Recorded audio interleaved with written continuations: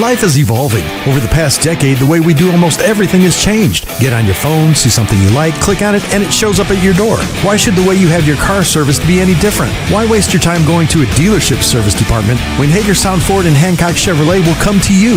They service all makes, all models, and offer full parts and labor warranties. Hagerstown Ford and Hancock Chevrolet will come to your door or office and service your vehicle while you're doing what you need to be doing, conducting that business meeting or mowing the lawn.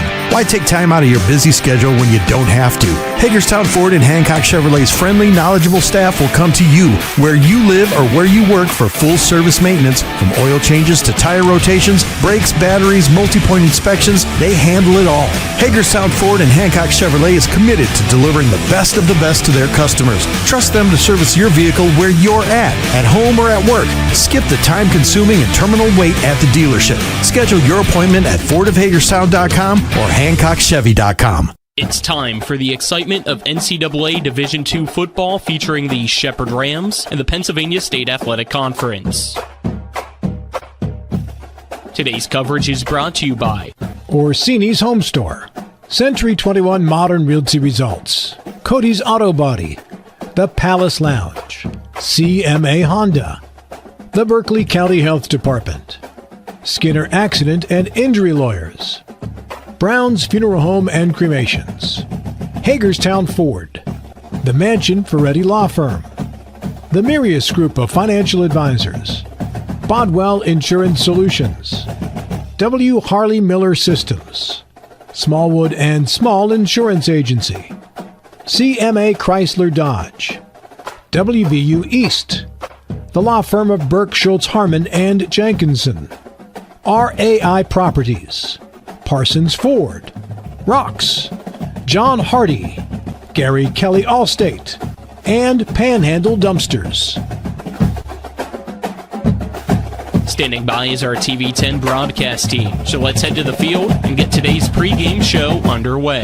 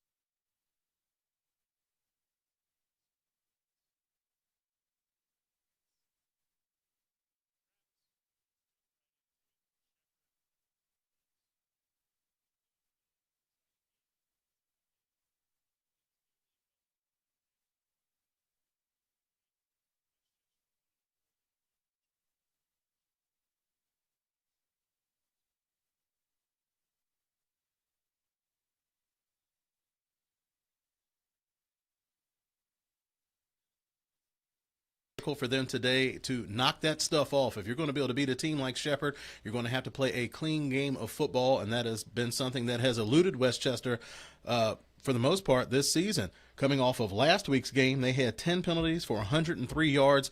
Last week, they were still able to get the win, but as a team, they've been averaging nearly 80 yards and penalties just about every game. So if you want to have a chance to score an upset today versus Shepherd, that's one of the things that you're going to have to address. Knock off the silly penalties and don't give Shepherd easy first downs or dig yourself a hole if you're on offense committing those penalties.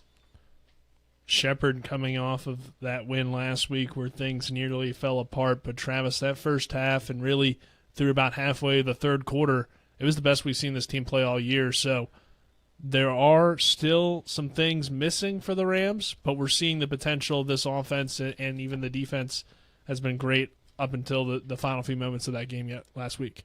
And talking about clean football and talking about that game last week versus Lockhaven, 31-3 at the half. You started seeing Shepherd rotating in some guys, using that depth early on in the game, and it was hard for them not to take their foot off of the gas pedal because it was just a dominating performance. offensively, defensively, even special teams. They have been stellar all year long.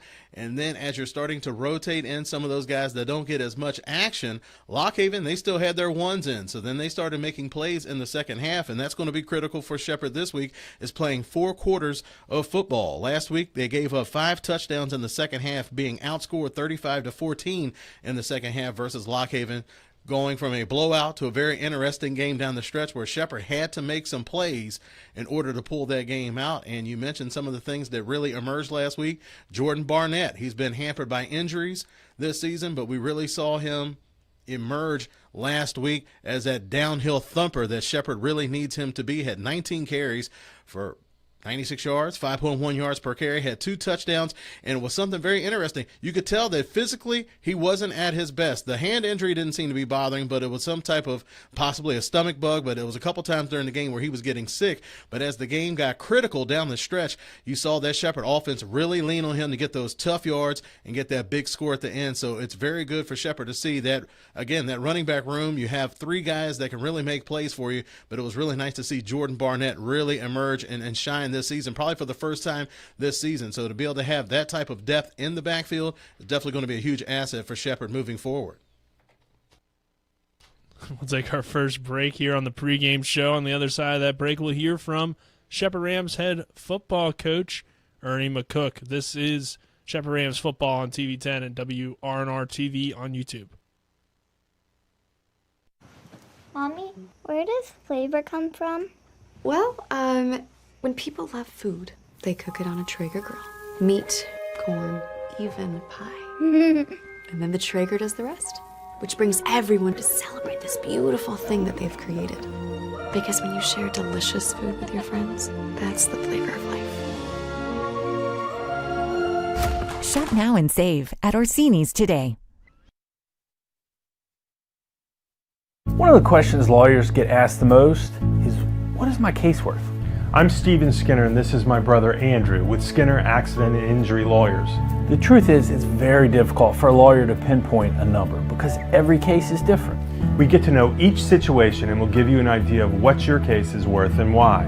The sooner we get involved, the better we can do getting you the compensation you deserve. Google Skinner Lawyers or go to skinnerwins.com. We'll treat you like family. It's the new normal. You live, work, and play everywhere. Whether it's the family car or the family business, you need insurance that keeps pace with your changing life. Home on the job or working from home, peace of mind comes from knowing your whole world is covered. No matter what happens or how big it grows, whatever your new normal, Erie Insurance's award-winning service and personal agents can keep pace. Call your local agent today or visit erieinsurance.com for a quote. With 4 new car dealerships and 4 used car dealerships in 3 states, Parsons is the largest used car and fastest growing new car dealer in the tri-state area. Take Parsons Ford with huge savings on hundreds of new Fords, financing from 0%, Parsons' goal of financing for all, and Parsons' famous above-market trade-in allowances that help make Parsons #1 for used cars too. See why so many won't buy anywhere but Parsons Ford in Martinsburg. We became #1 by making you #1 first. Parsons. Our coaches' interviews are brought to you by Parsons Ford, located at 1400 Shepherdstown Road in Martinsburg, or online at parsonsford.com. They became #1 by making you #1 first, Parsons. Here's Shepherd Rams head football coach Ernie McCook. Coach, good win for your team overall against Lock Haven. What'd you take away from it? I was pretty happy, obviously, to get a fast start offensively. I thought we did a nice job there in the first half. I thought our defense played lights out. I thought we got a couple tough breaks. Had a turnover late there in the fourth quarter. I think if we hold on to the ball there and kind of finish that drive, the game's over a lot sooner. And unfortunately, turned it over. They made a couple big plays, scored fast, executed an onside kick, kind of put us in a little crazy mode there in the last 7 minutes.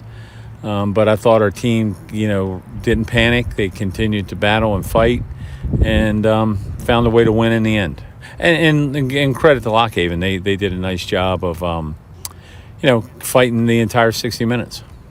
Was there anything you feel like your team, or I guess you would have changed about how you guys came out in the second half, or do you just think it was them executing a little bit better in the second half? Again, when we don't turn the ball over, good things happen for us. We've got to do a good job of taking care of the football. That is something that it's been a glaring issue for us that we need to be better at. I think that we just have to be fundamentally sound in everything we do in all three phases. And I think if you were to look at some of the coverage breakdowns we had, it was bad eyes, and the fact that we didn't execute the onside kick recovery. So we've got things that we have to be better at. But if I could change any one thing, probably the ball security part of it. With the fumble, you still had over 290 yards rushing in the game. So to see all three running backs out there and running well, what was that like for you? I think our running back room is a great three-headed monster. I mean, Malachi is a home run waiting to happen. Grant is very shifty and disciplined in his running. And Jordan Barnett, having him back is a great deal for us. Very physical runner. All three of them are different, and all three of them complement each other. Defensively, for you guys, you were able to have a great first half on the defensive end. Just what do you think the defense needs to improve on after the game, and what were some other real positives that you saw? I think that they just have to handle adversity. I think our defense played great for 3.5 quarters. So it was that last few minutes, they had a couple things, lost a little focus. And I think having focus and playing the entire 60 minutes. And I think that is one of the things that we need to be better at. This week against Westchester, what are you seeing from them so far this season?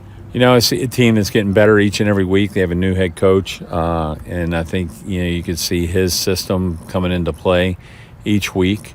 They're coming off a win over Shippensburg, which I think they're going to give them confidence. Is we're going to have to travel on the road, and they have good football players, and the more they play together, the more they'll be in sync. We're probably going to have their best version of them this season, this weekend.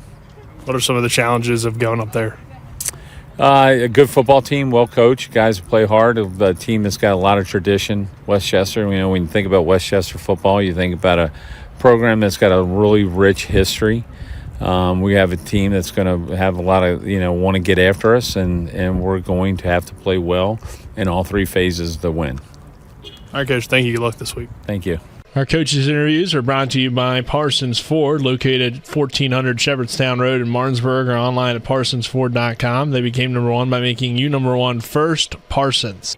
With 4 new car dealerships and 4 used car dealerships in 3 states, Parsons is the largest used car and fastest growing new car dealer in the tri-state area. Take Parsons Ford with huge savings on hundreds of new Fords, financing from 0%, Parsons' goal of financing for all, and Parsons' famous above-market trade-in allowances that help make Parsons number one for used cars too. See why so many won't buy anywhere but Parsons Ford in Martinsburg. We became number one by making you number one first. Parsons.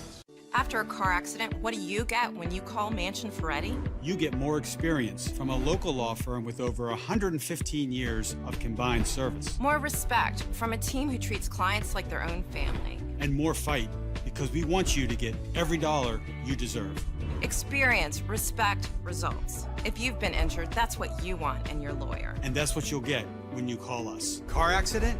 Get more with Mansion Ferretti. 304-264-8505. W. Harley Miller Systems understands the need and desire for reliable and affordable smart home solutions. Secure your home with a security system and keep a close eye on your family. Automate your home with a Control4 system and have smart technology work as one. Set daily schedules to control your thermostats. Push a button and set the mood for dinner by dimming lights and playing music, or just sit back and enjoy a movie in your own home theater. Put decades of experience to work for you. Visit us at whmsystems.com or call 304-35.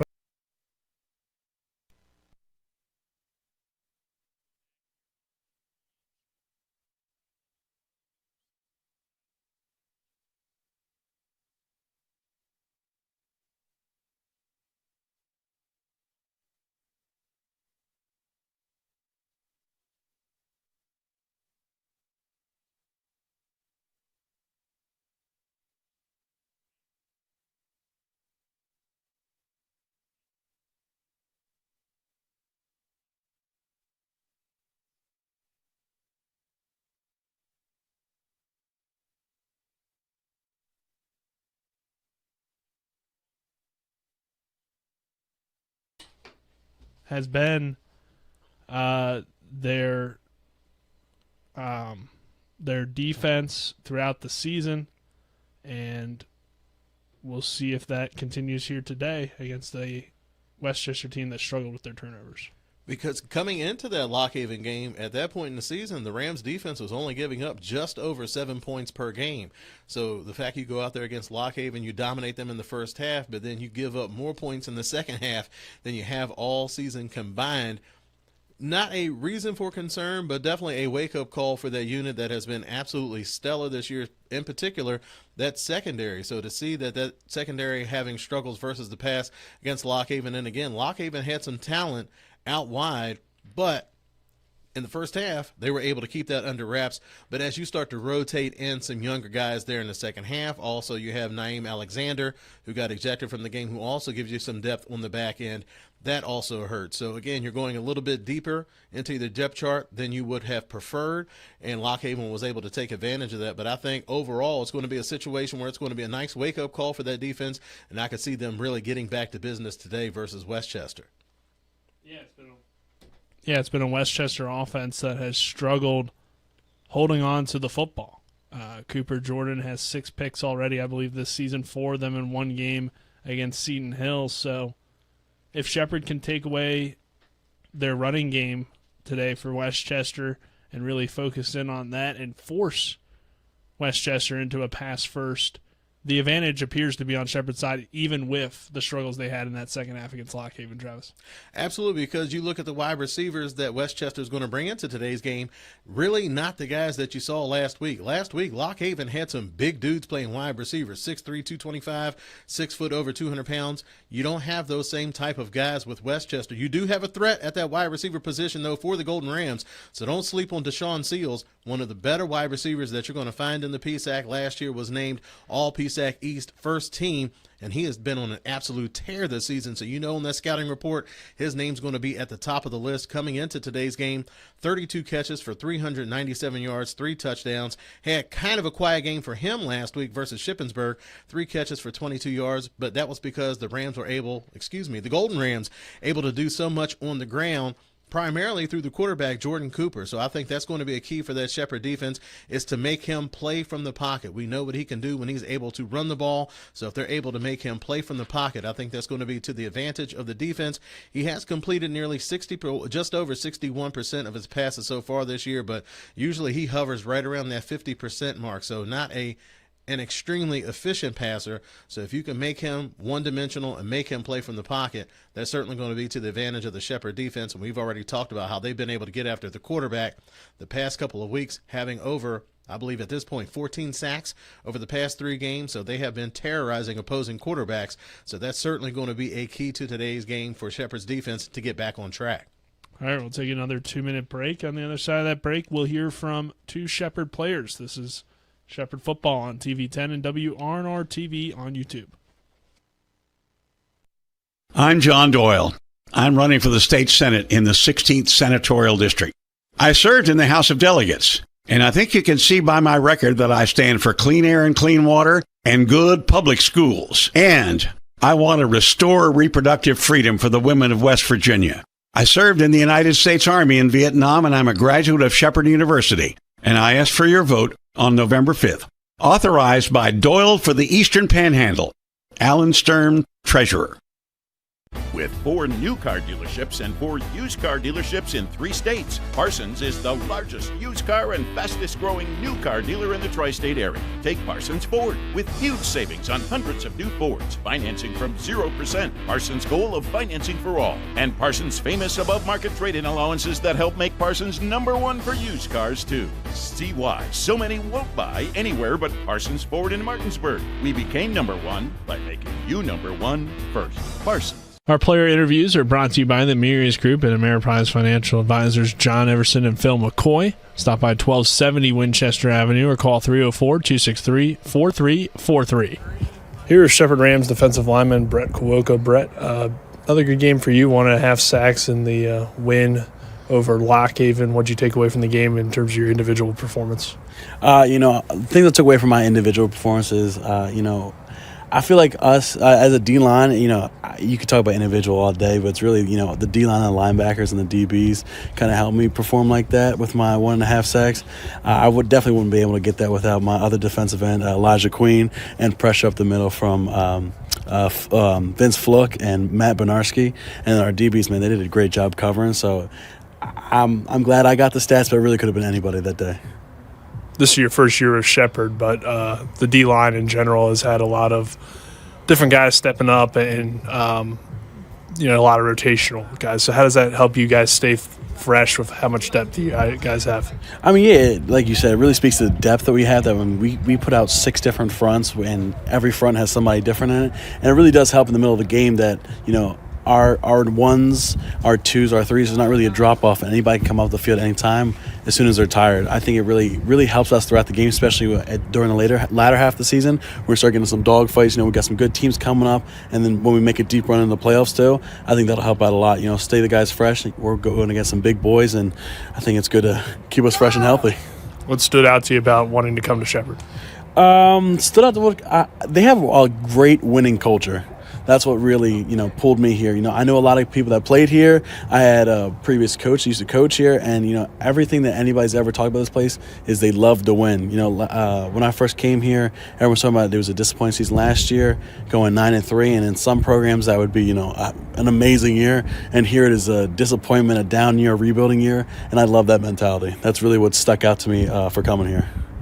You guys had some issues in the second half defensively, but overall it was another good game, and the defense has been one of the strengths of the team this year. So just what do you think has been the key to defensive success? I think, our coaching staff, they really understand who to put out there, when to put them out there. Our play calling's phenomenal. I think across the board of even our assistant coaches too, they're so knowledgeable and in-depth with everybody. The freshman or the senior, doesn't matter who you are, they take the time to make sure you understand everything perfectly. And if it's a bad rep, especially Coach Bam, I know if we have a bad rep or we hit our heads on the shoots, anything like that, we have to do the rep again. We have to do it twice to make it perfect. Nothing's less than perfect on our defense, and that's that's the standard, and that's the way it should be. And we've already fixed some stuff that happened in the second half of last game, and not going to happen again. This week against Westchester, what are you seeing from them and their offense? What are some challenges? They got some athletes. That's their offense. Their quarterback. He's very athletic. He's shifty. He's mobile. He's got a good arm. Their receivers are pretty fast and up. Well, they're very stout offensive line. I know they're pretty banged up right now, but even the guys that came in for subs, they're pretty stout. They're pretty good. They're physical, and I think it's gonna be a great game. It's gonna be a fun challenge, and it's gonna be physical. All right, man. Thank you. Good luck this week. Of course. Thank you so much. You have a good one. Now joined by Shepherd Rams running back Jordan Barnett. Jordan, 2 touchdowns for you in the win against Lock Haven. Just how did it feel to get into the end zone for the first 2 times this season? It felt amazing, coming back off the hand injury. I've been gone for a couple games, so just being in the end zone felt like home. Working back from that injury, like you said, they've kind of been slowly working you back into that 3-man rotation at running back, so just what's that process been like for you, and what have been some of the challenges? It hasn't been really not too many challenges. Just taking it day by day, really. When something's broken, it takes time to heal. I feel like Grant and Mal also taking care of everything we have to do on the field too wise, so I don't have really too much of a rush to get back. Just mainly stay patient and stick to it. You guys have that 3 running back room that's been very effective. Just what do you think you guys do well to complement each other? I feel like we all do everything completely different. Everybody has a different style of assets that they help incorporate with our offense, and I feel like with that, it makes us more explosive and just an all-around better running team. And over 290 yards rushing for you guys in the victory, so just the offensive line as well doing a great job. What can you say about those guys up front? They're just doing an all-around great job, like you said. I feel like I can't say anything negative about them, especially with 291 on the ground. And in past games before, they've been holding it down really, really well. We're happy the way they developed and how they're playing this season. Moving forward, do you feel like you're fully healthy now after that game, and how do you think that will help the team? Well, most definitely. I just got cleared, so I'm really back and going. And I feel like I'll help the team any way they need me. So whatever I'm asked to do, I'll be here for them. This week against Westchester, what are you seeing from their defense? We're not seeing anything that we're too worried about. Westchester, they run a lot of same stuff that they ran last year. We're just ready to get after it and have a great game. All right, Jordan, thank you. Good luck. Thank you. All Our player interviews are brought to you by the Murias Group and Ameriprise Financial Advisors John Everson and Phil McCoy. Stop by 1270 Winchester Avenue or call 304-263-4343. When will I be able to retire? How do I make the most of the money I have? How do I leave a lasting legacy to my loved ones? I'm Philip McCoy, financial advisor with the Murias Group, a private wealth advisory practice of Ameriprise Financial Services Incorporated. Call us today at 304-263-4343 to help you make the most of your financial future. Our office is located at 1270 Winchester Avenue, Martinsburg, West Virginia. Ameriprise Financial Services Incorporated, member FINRA and SIPC. Most insurance companies see you as a claim number. Most law firms see you as a case file. When their top priority is their bottom line, you only get a fraction of the attention that you deserve. At the law firm of Burke, Schultz, Harmon & Jenkinson, it's personal. We listen to our clients to see the whole picture, because every part of you is important. For a team built on relationships and results, call Burke, Schultz, Harmon & Jenkinson at 304-LAWYERS, or visit us at burkeandschultz.com.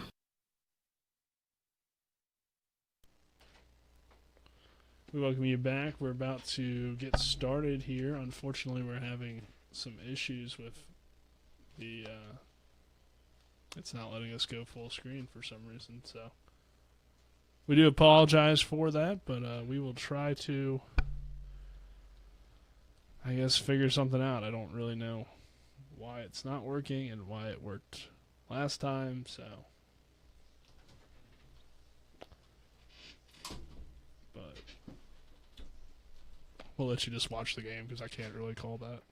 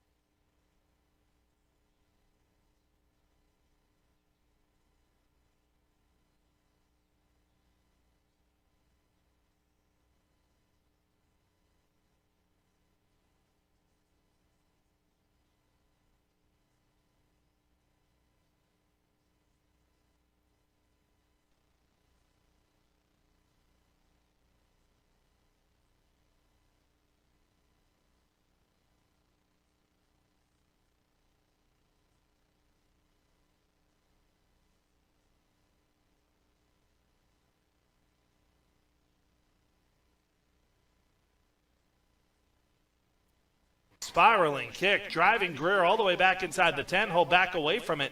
It takes a bounce, and it'll come to a stop at the 13-yard line. A 48-yard punt for Zach Liberator, who, through the first half of the season, partner, might be Westchester's MVP. Yeah, he's become quite a weapon for the Golden Rams and got that one to check up nicely. So Shepherd will take over on offense, first down and 10 at their own 13-yard line after Westchester goes 3 and out on their first drive. It'll be Lech Powell in at quarterback. He'll be joined in the backfield by Malachi Brown lining up on his right hip. 3 receivers this side. All lined up in a bunch on first down. Powell rolls out to his right, steps and fires to an open man across the 25-yard line. With a first down is Barry Hill. Gains 12 as he tumbles down on the right numbers, but he's got the first down for Shepherd. Yeah, and Mike, interesting play call there. They rolled Powell to the right, and they brought Hill all the way from the left side of the field. Just basically let him win the race with the defensive back, and threw a dart, picked up the first down. Powell in the pistol with Brown behind him. Ball set on the right hash of their own 25-yard line. It's a handoff to Brown. Disappears into the rugby scrum and pushes it forward a couple of yards to the 28-yard line, giving Shepherd a 2nd and 7. Yeah, and Westchester coming out in that 4-down lineman look, Mike. Brown remains the lone setback on 2nd and 7 from their own 28. Ball set on the right hash. Shotgun set for Powell with 3 receivers slot lined out to the left, as well as Malachi Brown on his left hip. Pass short and middle is incomplete. It was intended for Hill again, and Luke Trinnell got a hand in to deflect it away for Westchester. Trinnell developing into a pretty good linebacker here for the Golden Rams. Absolutely, and especially in a situation like that where he winds up getting isolated one-on-one against the slot receiver. Great job there. 3rd and 7 in a hurry up. Powell drops back, clean pocket, steps up, takes off, plenty of room, first down as he slides at the 35-yard line and give him a free 15 as well as Luke Trinnell hit him after he slid, which was not a wise move by the linebacker. It looked like with the initial spot, they might have actually spotted him short of the first down, but that's no problem now as head referee Tim LaCrasse discusses with his crew. Partner, this could be trouble because this might not be just an extra hit out of bounds. After the play was over, personal foul with unnecessary roughness, with targeting. Yep. Defense number 55, 15-yard penalty, automatic first down. The previous play will be under a halftime review. Mike, with so that, they called that on Nate Desmond. 53 for Westchester. Yes, but it was on Luke Trinnell. They're going to call that a halftime review. All right, we apologize there for those technical difficulties, but I believe we have it figured out now. So let's go ahead and start going. 12:58 here in this first quarter. And Shepherd in the shotgun formation. And or play action pass. Powell throws over the middle, incomplete. Well, tipped up in the air and intercepted. Somehow that ball didn't hit the ground. Connor Noble has it for Westchester. Weird looking play there, as Jeremiah Taylor was the intended receiver. It went out of his hands, then knocked up into the air, and apparently intercepted. We do get a look at it here through the replay. Yeah, kicked off of Taylor's foot. He then kicked it again, hit off of one of the Westchester defenders, and then into the hands of Noble. So that's not at all how Shepherd wanted to start things here, Travis, on their opening drive. And not at all. all. A crazy play. Yeah, Connor Noble, one of the better linebackers you're going to find in the PSAC, had 106 tackles last year and has been absolutely beasting so far this year. 54 tackles, 19 of those solo, and that'll be his second pick this year. So not only is he stout versus the run game, also has a nose for the ball in the pass game. And again, Jeremiah Taylor's struggles have continued. Only 5 catches for 32 yards in the past 2 weeks. He's just been in a funk. It doesn't seem like there's an injury or something like that. Just he's kind of in his own head at this point, and that's the second time this year where a drop has led to an interception, and it's unfortunate that that has to end up in the column of the quarterback as far as a turnover for him, because that was more on the wide receiver. Looked like it was an accurate pass, and Taylor did a good job of sitting down in the soft part of the zone. It's just those weird breaks in the game that sometimes will go against you if you're not able to bring that ball in cleanly. 2nd down and 15 here for Westchester from their own 41-yard line after that crazy interception by Noble. Jordan takes the snap, steps up in the pocket, throws deep down the field and incomplete. Looked like a miscommunication between him and the wide receiver there on the outside. And that'll bring up 3rd and 15. So Shepherd still has a chance to get a stop after all the madness. And it looks like it was supposed to be an option route where Shepherd running more of a cover 2 towards that sideline. So you're going to have that space in between the safety helping out over the top in that corner, squatting out in the flat. And look like the wide receiver is like, look, I'm just going to sit down in the open spot of the zone, where Jordan Cooper was anticipating he was going to go a little bit deeper. Cooper Jordan here in the shotgun, drops back. Steps up under some pressure, sheds off the tackle. Kuoka chasing and will bring him down after a short gain at the 45-yard line. Excuse me. That was not Kuoka, but coming up and making the tackle there for Shepherd was Joseph Groves. And they'll force the punt, so no damage done after the interception. And with 11:20 left in this first quarter, the Rams will get the ball back.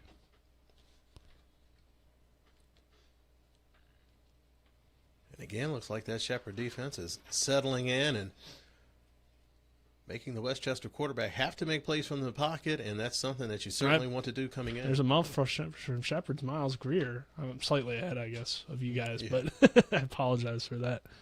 But Miles Greer muffs the punt. I think I got it lined up now, but I was trying to just watch on our YouTube, but then I remembered we would have a delay, so then I would be behind everybody, so that wouldn't really work either. But yeah, Miles Greer muffs the punt. It looks like though Shepherd did recover, so. Good job of Dante Harrison coming down and just quickly jumping on the ball. Not too often that you see Miles Greer making a mental mistake on special teams. That's one of the things, in addition to his explosive athleticism and knack for big plays, he also makes heady plays. He's a high IQ football player, so not too often you'll see him make that type of mistake. But again, you got a team that likes to hustle after the play, not going to give up on it or assume anything, and that's one of the reasons why if you do make a mistake, you have a teammate, Johnny, on the spot to collect that muffed punt and keep possession for Shepherd.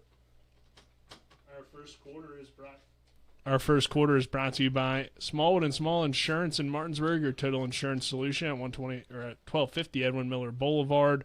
Call 304-263-3361. 10:25 left in this first quarter. And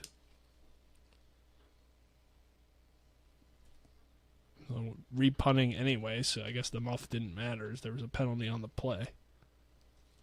So this time it bounces, and Shepherd will take over around where they would have had it on the muffed punt at the 16-yard line. So we'll see the Shepherd offense here once again after just a weird situation on their last drive where Jeremiah Taylor was open, dropped the ball, it got kicked up in the air. Somehow it did not hit the ground. Connor Noble came away with an interception for Westchester. But the Rams defense held strong, forces the punt. Then Miles Greer muffed the punt. There was a penalty, though, anyway, and Shepherd did also recover. So some sloppy play here early on. Here's Malachi Brown on the carry. He'll fight forward for a few. Brought down and around the 20-yard line. Running behind Big Wyatt Pelicano, also Jack Rosnage on that kick-out block. That has been a recipe for success for Shepherd this year. Again, when Rosnage comes on, just a versatile chess piece, able to help you out not only in the passing game, but also a stout blocker when it comes to the run game. Our first quarter also brought to you by Hagerstown Ford, revolutionizing the car buying experience. Go to fordofhagerstown.com. They'll hand it off to Brown again, and he finds positive yardage, getting out to about the 25-yard line before he takes a big hit on the play. So that'll bring up a 3rd down and 1 for the Rams after a 5-yard carry. Looks like Shane Mosley coming up and making that hit.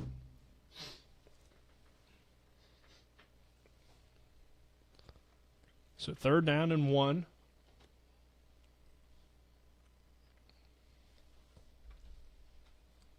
Dorner goes in motion. They'll give it to Barnett. And Barnett is close to the sticks. Looks like he's got a favorable spot. The first down. Kind of hard to tell exactly because we are zoomed in quite a bit. So, and not just on our Zoom to make it fit on the screen for you, but also on just the camera in general. So we'll try our best. We are immersed in the action.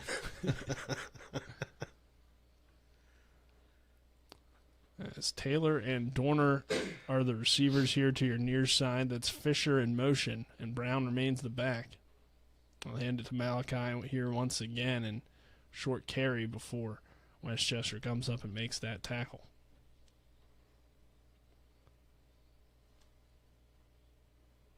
Looked like Noble was involved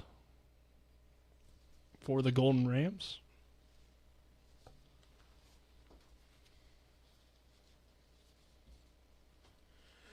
Noble coming off of a monster game last week versus Shippensburg. Had 17 tackles, 5 of those solo, including a sack and an interception. So he did everything but drive the bus to the game. 2nd down and 8 for Lek Powell in the offense. Powell with time. Throws over the middle, incomplete. Pass intended for Jeremiah Taylor.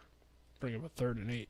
It was a tight window to squeeze it in there to Taylor. But again, Powell just showing confidence in his wide receiver. The other 2 wide receivers have been able to step up and play well recently in Hill and Dorner. But still, like we said, Shepherd just being close to getting things hitting on all cylinders. And I think Jeremiah Taylor is going to be a big part of that. But he's just been in a funk the past couple of weeks. So if you're able to get him involved early on, maybe you can kind of get that ball rolling. And then you're really going to have that offense really hitting on all cylinders. Yeah, you just wonder if they'll ever truly be in sync as Powell is under some pressure. Throws and complete to Cam Dorner. In coverage there for Westchester. There's a few different defenders there, and Matt Marshall there on the outside, the redshirt junior. But it's a 1st down for the Rams as they move the ball to the 43-yard line. 1st down and 10 with 8:21 left in this first quarter. No score between the 2 teams. Dorner doing a good job of just getting right behind the linebackers, but in front of the safeties. And again, finding that open spot in his own, sitting down, showing the quarterback his numbers, and Powell delivering an accurate ball. Malachi Brown, a short carry on that one. We'll bring up 2nd down for the Rams.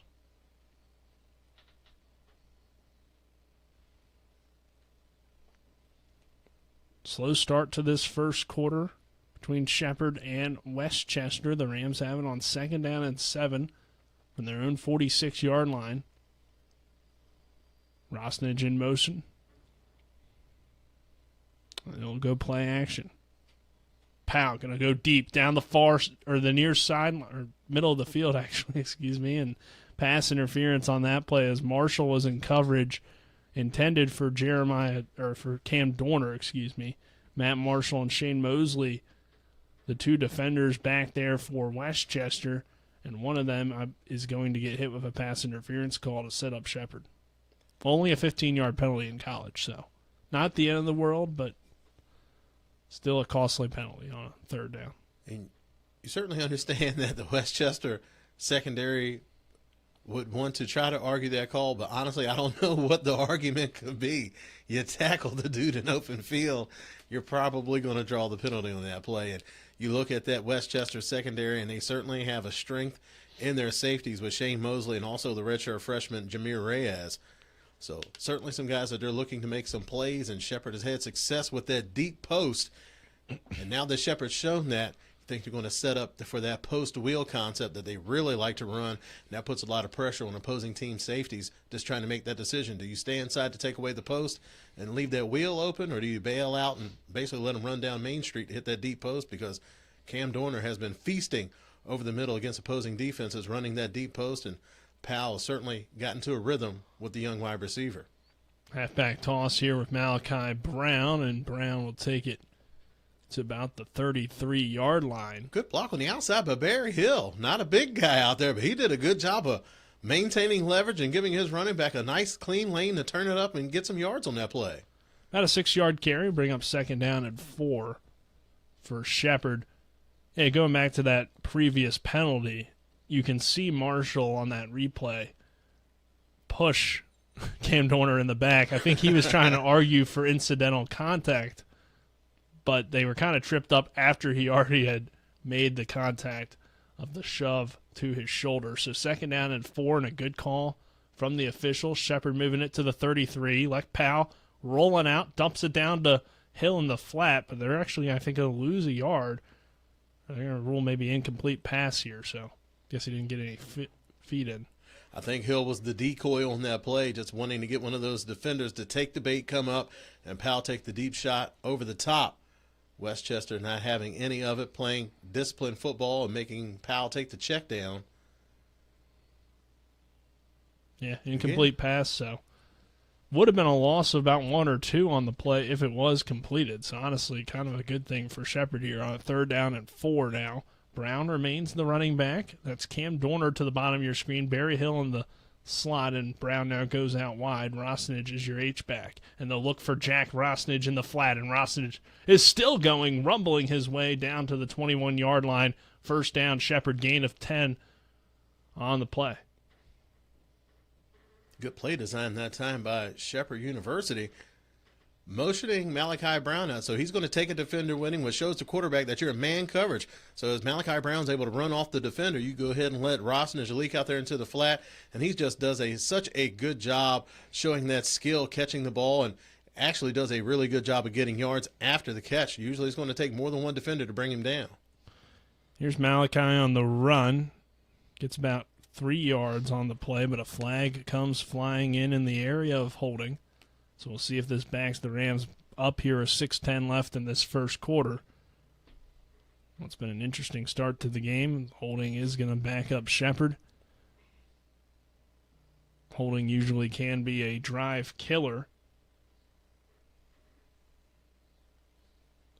But Wyatt Pelicano seems to be the guilty party. Was over there trying to plead his case to the referee, but not going to change the result of the previous play.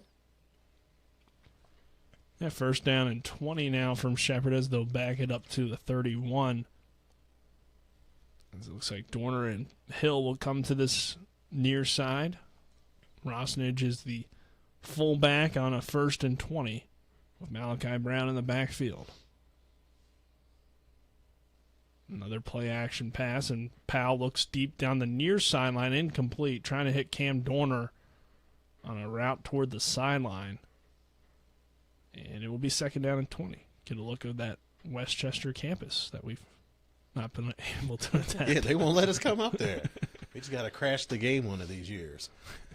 And Powell is trying to hit Dorner on the deep out. It was a difficult throw because he had to get the ball over the defender that was playing underneath. So hard to deliver an accurate ball towards the sidelines, but Dorner again making a tough play on the ball, just not able to bring it in. Wonder what they would do if we just started setting up. Yeah. 2nd down and 20 here from the 31. Powell under some pressure. Leck is going to be brought down in the backfield on that play by number 98, DeBrick Johnson. Nose tackle there. It's a big D line for Westchester. Most of their guys standing at 6'4", 6'5". Even the backups standing at 6'3", so some height on that D line. You certainly see the size profile that they're looking for when they're going out to recruit those defensive linemen. And again, Westchester, historically, they've usually had very talented defenses, and this group is no different. They're coming off of a big game last week where they were able to sack Shippensburg quarterback 6 times. And Shippensburg's quarterbacks, I hope they have Aflac because they have been taking a beating this year. 3rd down and 28. Malachi Brown on the dump down. He's going to get it closer here for a 4th down. It will be a pretty long field goal for Shepherd if they try to take it, about a 44-yarder. So I think they're going to go for it, even though it is 4th down and 16. So that holding call and then a sack really big on this drive, but 4th and 16 slightly more manageable for the Rams. And again, it's not really a big risk because Westchester's offense hasn't threatened you so far. You're confident in your defense, and you're really just in an awkward spot. Maybe at a quick kick. We did see a quick kick last year. Yeah, but Powell's going to throw to the near side, or far side, incomplete, I believe, but it would have been short of the 1st down, even if Jeremiah Taylor could have hauled that one in. And again, Leck throwing to those outside the numbers passes, especially from the pocket, has been a little bit of a struggle for him, Travis. And that's something where, maybe his height is coming into question because you're having to see over some of those bigger, taller offensive linemen not able to get a clean throw. He did get hit on that one, so we'll give him the benefit of the doubt there, but also tight coverage by Matt Marshall. So even if he is able to deliver that ball on time, Marshall was right there to make a play on it. So this Westchester defense right now just giving some trouble to Shepherd, having a hard time getting the ball rolling. So Jordan in the shotgun here on 1st down and 10, and they'll hand it off. Big running lane for their running back before Miles Greer comes up and makes the tackle. They got got Deshaun Jacobs, one of their many running backs that you'll see for a pretty run-heavy Westchester offense. They pick up 5 on that one. Deshaun Jacobs just now getting kind of into the swing of things himself this season. Only playing 2 games so far this year coming into today's ball game, but last week got a lot of work, 11 carries for 61 yards versus Shippensburg. I'll hand it off here again and pick up positive yardage. Jacobs is not the back. We have a number 20 out there, so let me try to identify him. But yeah, you saw game 1, Jacobs was their guy, and then I guess he had some sort of injury and then missed some time, and they had to rely on a lot of different running backs. But typically Westchester will do that anyway. It's a deep position for them.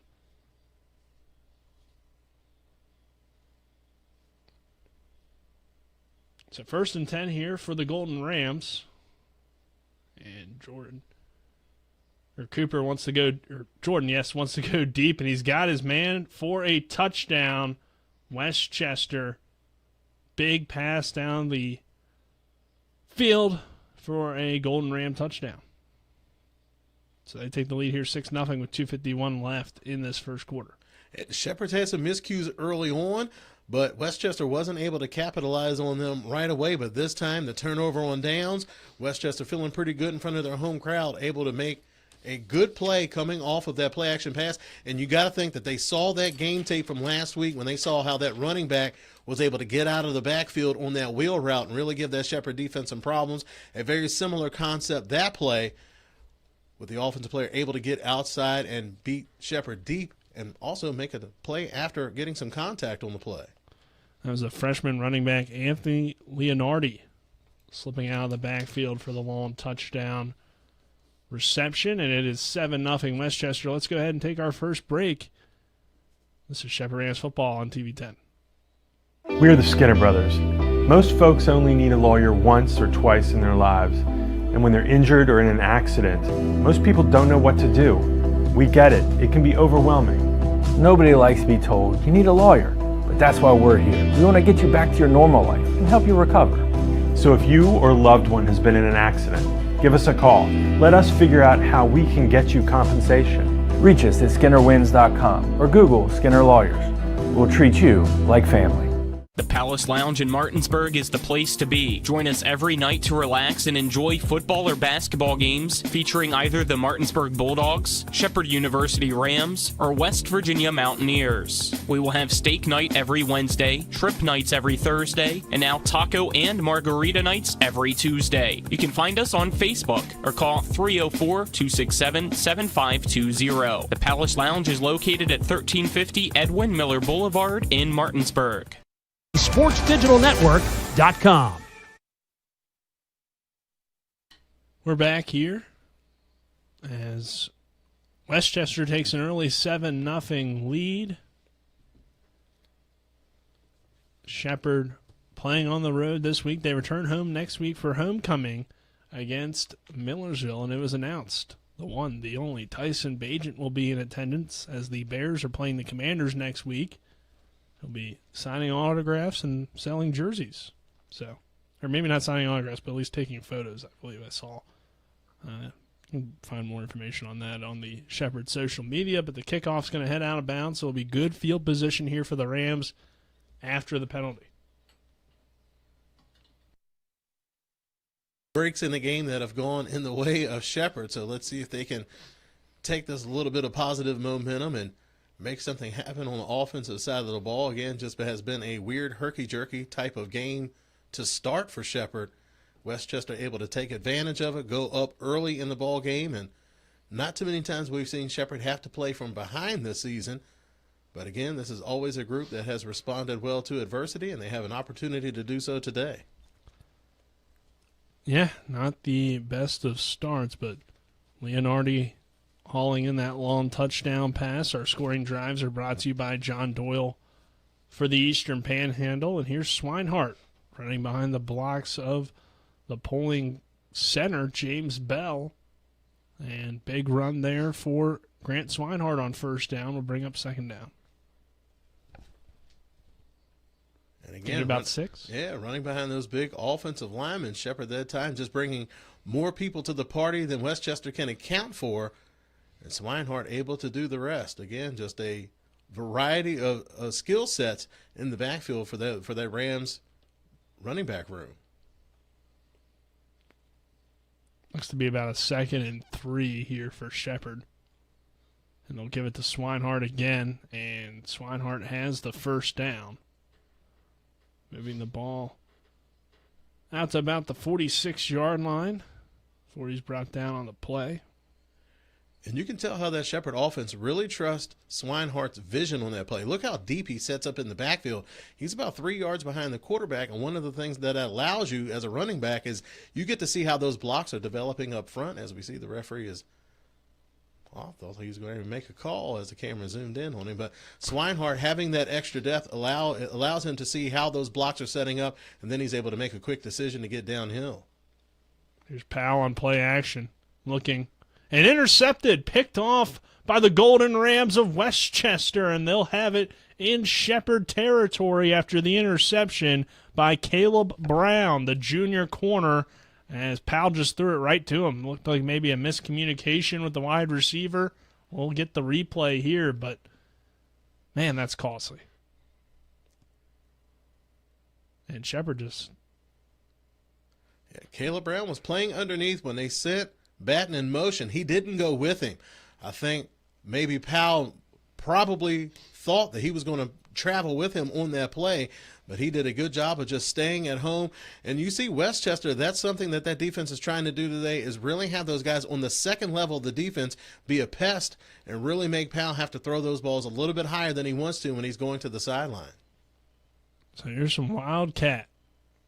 Yes, this time we see Jacobs running the ball out of the Wildcat, and a little bit of trickery coming from Westchester, and Travis Shepherd just looks a little flat on both ends. They're allowing Leck to take some shots in the pocket, which we haven't seen too often, and the Westchester defense getting after it, forcing another turnover, 2nd down and 8. Again, very surprising. Shepherd has only allowed 5 sacks so far this season, and Powell's done a good job of feeling that pressure and getting out into open space. But again, Westchester, a good defense, some savvy defenders on that side of the ball, and has really created some problems for the Shepherd offense. 2 early turnovers and really putting a lot of pressure on Shepherd here early on. Jacobs remains the back, and it's play action. Cooper Jordan looking deep down the right sideline. Caught, touchdown to Sean Seals. And it's 13-0 Westchester with 47 seconds left in this first quarter. And we talked about coming into the game, that young man is a problem. You're going to have to check him. You feel pretty good about your matchup with Harrison on him again. Seals, not a big wide receiver. Only 5'7". Yeah, only 5'7", going against a much bigger, taller Harrison. But that time, speed kills, and Seals able to make him pay. Again, those turnovers proving to be costly for Shepherd here early on. So the Golden Rams take a 13-0 lead. Sean Henry on to attempt the PAT, and that kick is up, and it is good. Westchester 14, Shepherd 0. 48 seconds left in this first quarter. We'll step aside for a quick break. When will I be able to retire? How do I make the most of the money I have? How do I leave a lasting legacy to my loved ones? I'm Philip McCoy, financial advisor with the Mirius Group, a private wealth advisory practice of Ameriprise Financial Services Incorporated. Call us today at 304-263-4343 to help you make the most of your financial future. Our office is located at 1270 Winchester Avenue, Martinsburg, West Virginia. Ameriprise Financial Services Incorporated, member FINRA and SIPC. Rox has 3 new chicken sandwiches for $4.99. They got the golden chicken sandwich, the hot honey mango, and one with the 4 basic food groups: chicken, buffalo, bacon, and ranch. Righteous! Rox Local Market. 3 new chicken sandwiches, just $4.99. Rox has 3 new chicken sandwiches for $4.99. I'm getting the golden chicken sandwich or the buffalo bacon ranch. Hot honey mango for me. Dude, you don't have any eyebrows. Rox Local Market. 3 new chicken sandwiches, just $4.99.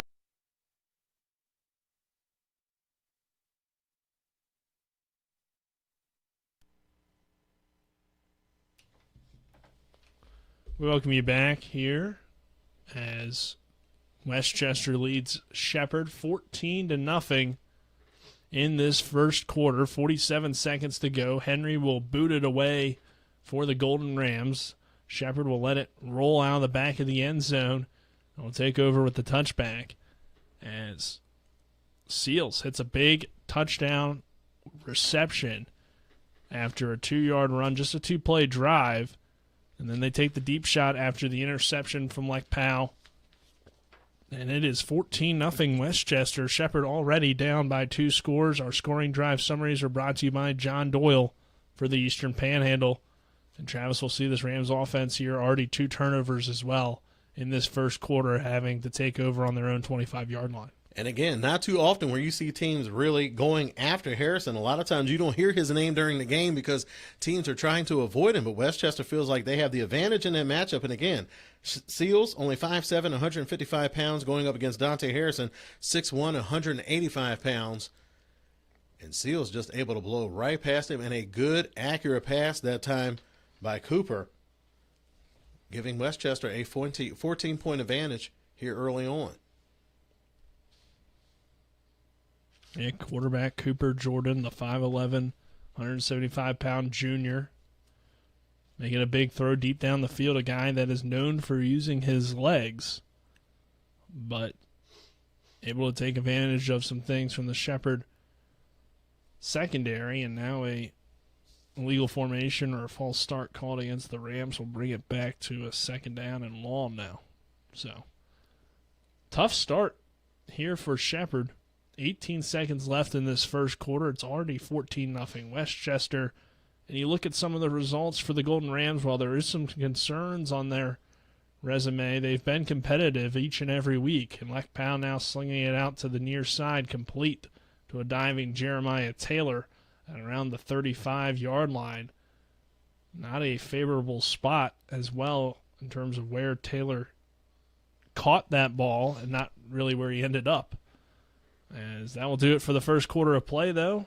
And Shepherd, I believe, is going to have still a 3rd down. It may be now a 1st down. I'm not exactly sure. Couldn't see the sticks from where we were. But we'll take another quick break. And on the other side of that break, we'll have more Shepherd Rams football here on TV 10.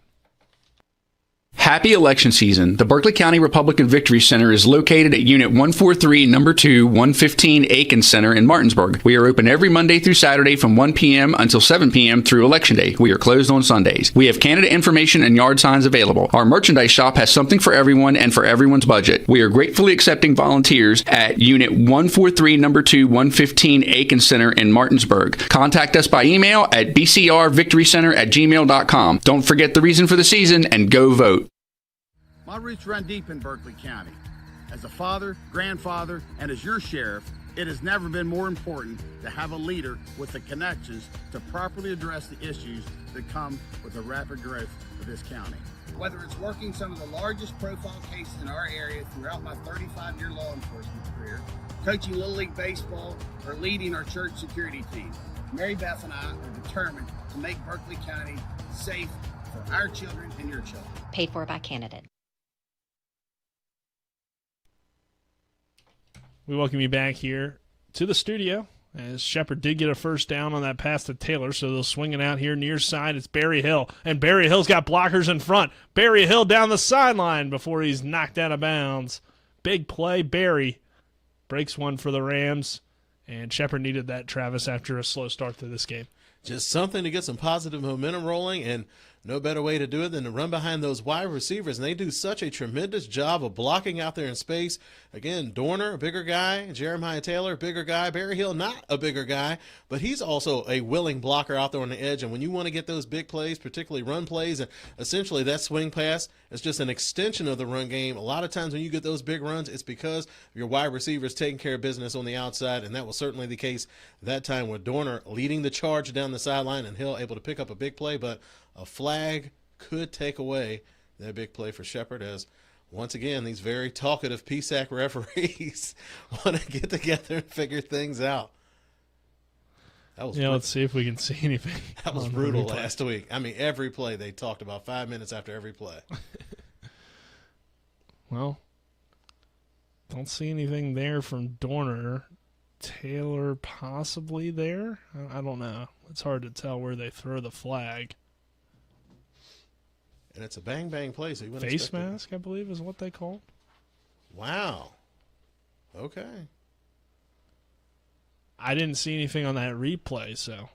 They certainly have a better vantage point than we do, but it looks true. like Taylor did a good job of something. I mean, you really don't need your wide receivers to be big maulers and just try to blow people off the ball. If you can just kind of like get in the defender's face and just engage him for a little bit, those wide receivers or running backs are going to be quick enough to be able to read that block and get around it. But that time, maybe Taylor a little bit playing too tall, maybe grab some face mask on that play. And again, you're out wide in front of the referees. It's easy for them to see it and make that call.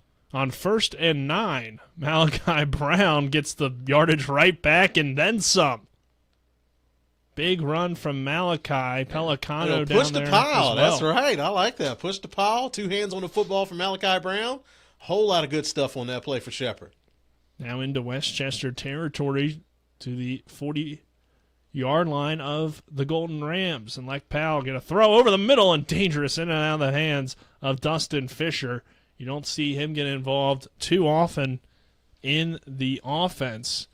Fisher, the fullback tight end, doesn't have a catch this season. So only one catch. One catch for 17 yards, I believe. But that was back to the Slippery Rock game, so it's been a while. Could have been an incomplete pass that again led to an interception after a tip ball, but luckily for the Rams, that ball hit the turf. It'll be 2nd down and 10.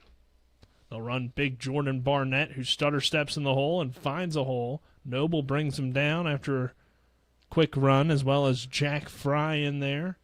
Good patient run. Some nifty footwork. You noticed that there, Nick. Nifty footwork from the big running back.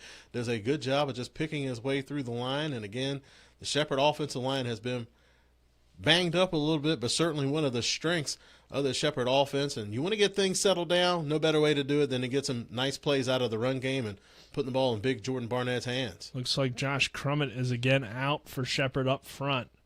So don't know the situation there, but good comeback round and a completion to Cam Dorner on that far side. Marshall was the man in coverage, and Shepherd's moved it now into the red zone for the first time here today. And again, safety Caleb Brown, he was close by. He was playing underneath. So you're seeing that Westchester, they're making the bet that maybe if we have that second level play a little bit deeper, maybe they can make a play on the ball. We've already seen an interception from Brown earlier for a similar type situation, but a good job of getting Powell outside the pocket and a good clean throw and catch that time. And there goes Jordan Barnett inside the 5-yard line on the run. Barnett having a nice day. Touchdown saving tackle from Reyes. And a big block that time by Brandon Carr. The 6'5", 305-pound redshirt junior was able to lay waste to the defense, creating a lane for Barnett to get a big chunk on that play. 1st and goal, they'll just give it to Barnett, and he's into the end zone. Touchdown Rams. 14-6 is now the score, 12:51 left in this first half. It looks like the Rams were able to find something on that play, running behind Brandon Carr. They like that matchup. Again, Westchester has some good size up front, but Shepherd has the better advantage when in terms of size as far as that offensive line versus the defensive front, and that time just able to impose their will on that drive. And Jordan Barnett, very tough to stop down in the red zone. So the Rams are back in the game. Keith Baker on to attempt the point after. And Baker's kick is up, and it is good. 14-7 our score, 12:51 left in this first half. We'll take a 1-minute break.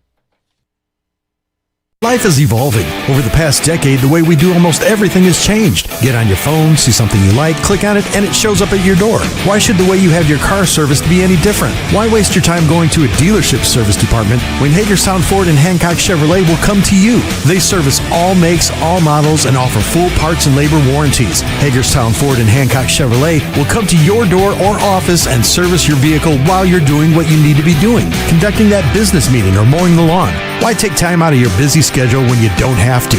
Hagerstown Ford and Hancock Chevrolet's friendly, knowledgeable staff will come to you where you live or where you work for full service maintenance, from oil changes to tire rotations, brakes, batteries, multi-point inspections. They handle it all. Hagerstown Ford and Hancock Chevrolet is committed to delivering the best of the best to their customers. Trust them to service your vehicle where you're at home or at work. Skip the time-consuming and terminal wait at the dealership. Schedule your appointment at fordofhagerstown.com or hancockchevy.com.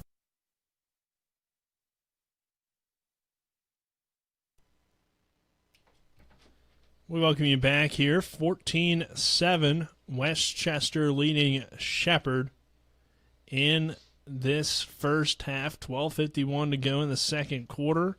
Rams will kick it away to the Golden Rams of Westchester. It's a short kick, fielded around the 11-yard line, and this could be some trouble, but Shepherd will come up and make the tackle there on the kick return. Was Darrell Brown. So 12:44 left in this first half. Shepherd gets into the end zone on the Jordan Barnett touchdown run. It's 14-7 Westchester here. Our scoring drives brought to you by John Doyle for the Eastern Panhandle. And our second quarter is brought to you by Smallwood & Small Insurance in Martinsburg. Your total insurance solution at 1250 Edwin Miller Boulevard. Call 304-263-3361. So, Travis, it's good to see some momentum here from the Rams offense. Again, like you said, it was a weird start. Westchester were able to capitalize, go up by 14, and then Shepherd able to answer back with a good drive, pounding it on the ground. And right now we're seeing Westchester trying to keep that advantage, running their quarterback, Mr. Cooper Jordan. Yep, Clayton Batten coming up and making the tackle for the Shepherd defense. As we looks like we have an injured Shepherd Ram there on the far side of the field. So let's take a 30-second break, and when we return, we'll have more Shepherd football here on TV 10 and WRNR TV on YouTube. We're back in 30. I'm John Doyle. I'm running for the state Senate in the 16th Senatorial District. I served in the House of Delegates, and I think you can see by my record that I stand for clean air and clean water and good public schools. And I want to restore reproductive freedom for the women of West Virginia. I served in the United States Army in Vietnam, and I'm a graduate of Shepherd University. And I ask for your vote on November 5th. Authorized by Doyle for the Eastern Panhandle. Alan Stern, Treasurer. We're back here for second down and 10 for Westchester after the short run from Jordan. 14-7 Golden Rams. Jordan now looking to throw, fires to the near side, complete on the comeback route. There's Seals again, Batten in coverage, up to the 39-yard line. Goes to Sean Seals. Westchester doing a good job of using motions and different formations to try to get a favorable matchup. That time Seals originally lining up in the backfield, motioned out. Batten drew the coverage assignment, and you have to play off. You have to respect his speed after what he's done to you so far. And the counter to that, you throw a little check down underneath, and Seals able to make a easy completion. Well, they find him again, and he'll take a shot from Batten again, but this time should be good enough, I believe, for the first down as Seals on that curl route underneath, making the catch, brings the ball to the 42, and it was a 3rd and 3, and it's good enough for the first down. So first down and 10 Westchester as Shepherd again playing way off of Seals. I mean, you have to respect his speed. He is a dangerous threat, one of the best wide receivers in the PSAC, and the Shepherd defense really having to show him respect, and a savvy play by the veteran wide receiver just to sit down, show the quarterback his numbers, and get an easy completion. Here's the running game. Cuoca in on that tackle. Short carry on the play. Again, they're giving it back now to Deshaun Jacobs. And Groves coming in today, making some plays here early on. Again, we talked about how this Shepherd defense likes to rotate and use their depth, and why not when you have players coming in off the bench able to make those kind of plays. Second down and 10 here for Westchester. They'll look to the sideline and now reset, and if Shepherd can continue to take away that run game, that favors the Rams, but this guy always dangerous in Cooper Jordan on the run, even on a scramble. Might have been a quarterback draw there, but he gets it out to about midfield. That was about the quickest quarterback draw you're going to see. Most time the quarterback, gives the play a little bit of room to breathe on that play, but that time Cooper Jordan just able to drop the hammer. Good lead block that time from the running back, and again, just a dangerous threat. He's coming off of a game last week where he had 119 rushing yards, also having 3 touchdown scores on the ground, so a very dangerous threat when he decides to call his own number. Seals is the receiver at the bottom of your screen here for 3rd down and 3. So watch him on 3rd down. But Jordan looking the opposite way and firing deep down the field and caught into Shepherd territory to the 31-yard line to Bowens. And again, it's just a tough assignment for this Shepherd defense. You were expecting Cooper Jordan to be a threat running the ball, but you didn't expect him to be passing the ball as efficiently as he has. Again, his completion percentage for the season hovering right around 60%. So, I mean, nothing too gaudy, but today he has been red hot and been able to find those open targets and deliver accurate passes. Ostrowski wasn't the best in terms of the completion percentage either, but he still tore up the Rams defense in that second half. Here's a pass underneath, complete to the running back, Jacobs. Dante Harrison knocks him out of bounds after a short gain. Might have even been incomplete. I'm not exactly sure. I thought I saw that signaled there from the officials. Well, we have... Yeah, incomplete pass, so 2nd down and 10. Sometimes when they zoom in on that ref, I think we got a penalty all of a sudden, but not the case. Just letting us know it's an incomplete pass. So 2nd down and 10, 9:33 left in this first half, 14-7 Westchester. Now I believe we had to reset the play clock. And Westchester's now going to burn a timeout. Let's take a 30-second break. It's 14-7 Westchester, and they're driving again here. 2nd down and 10 when we come back. This is Shepherd Rams football on TV 10. Mother Shuckers. Fresh Florida stone crab straight from the boat to your throat. Blue crabs, king, snow, Dutchness, all available year-round. Try and find that anywhere else around here. Homemade soup specials every day. Mother Shuckers is located at 1014 Winchester Avenue in Martinsburg.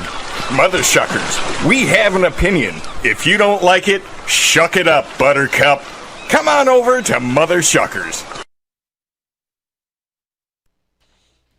We're back here in the studios in Martinsburg as Shepherd trails Westchester 14-7, 9:33 left in this first half of play. It's a 2nd down and 10 for the Golden Rams as they move the ball into Shepherd territory on the big pass to Raheem Bowens.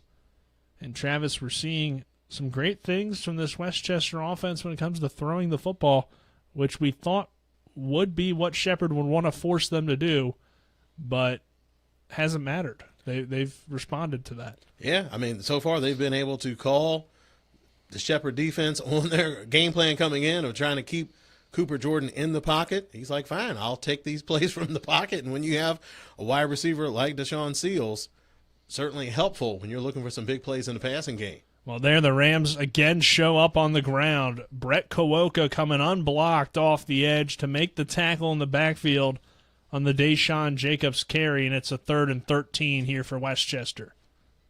And Kowoka coming off of a good game last week where he had 1.5 sacks as a player that gets a lot of pressure on the quarterback, tends to make plays in an opponent's backfield. That'll be 4.5 tackles for a loss so far for him this season.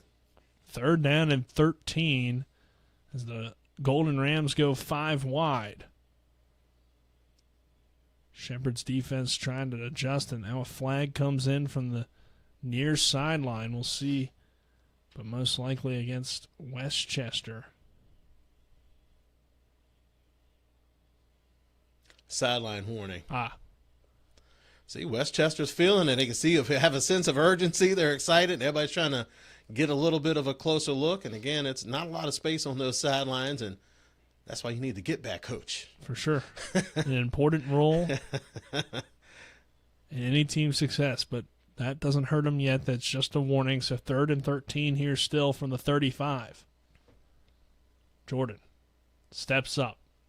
Going to be forced to scramble. He's got some room to run. And Cooper Jordan on 3rd and 13. Oh, man. Picks up the 1st down.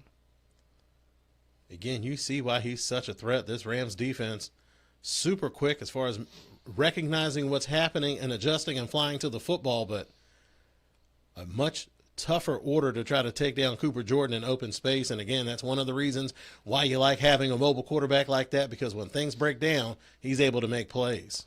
Yeah, you had Komayal, O'Neal, and Groves all chasing him, but even some quick linebackers not quick enough to keep up with Cooper Jordan, and he has the first down, and the drive continues for Westchester as they get it down to the 21, and here's the read option, and Jordan brought himself down on that play as he tripped up by the turf after a short run.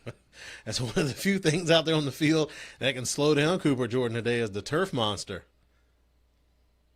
Trying to run behind the block of his wide receiver, Robbie Longo, the redshirt sophomore, 5'11", 175 pounds. Had a quiet week last week versus Shippensburg, has had a solid season thus far. 12 catches, 176 yards coming into today's contest, but that time not able to get out of the way of his speedy quarterback. So 2nd down and 5 here for Westchester, just over 7 minutes left, and they'll run Jacobs, and Jacobs is met by Vince Fluke and that Rams defensive line. Cole Scott coming in there as well from linebacker. And again, Shepherd staying strong on the design runs to the halfbacks. It's just been the scrambles from Jordan and the deep passes down the field that have hurt them so far. And also Westchester taking a lot of time off the clock here in this second quarter, 6:50 to go. And it's a 3rd down and 5 after no gain on the run. Good job that time by big nose tackle Daniel McPherson.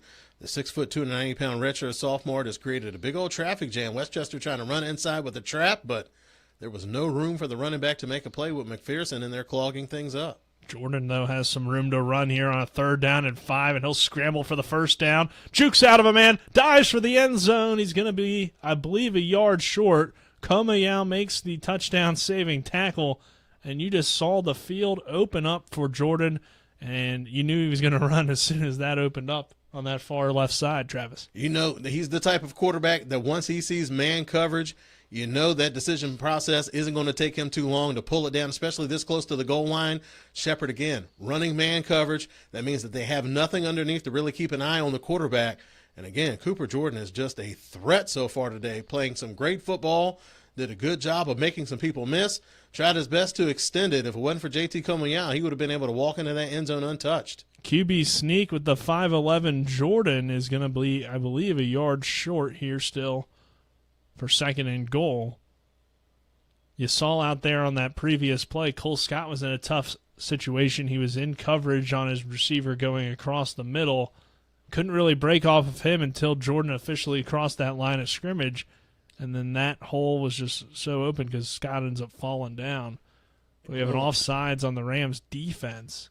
So I'll bring it a little bit closer and remain on 1st down. Those defenders up front just trying to take away as much space as possible, realizing that their quarterback sneak is coming, and sometimes a helmet can creep into the neutral zone and draw the penalty. So, again, Westchester will have another crack at it here on this play, just a little bit closer. Really wasn't so much going to change things as far as field position. See if it will be enough. I feel like it might have been, but we haven't seen a touchdown single here from the officials.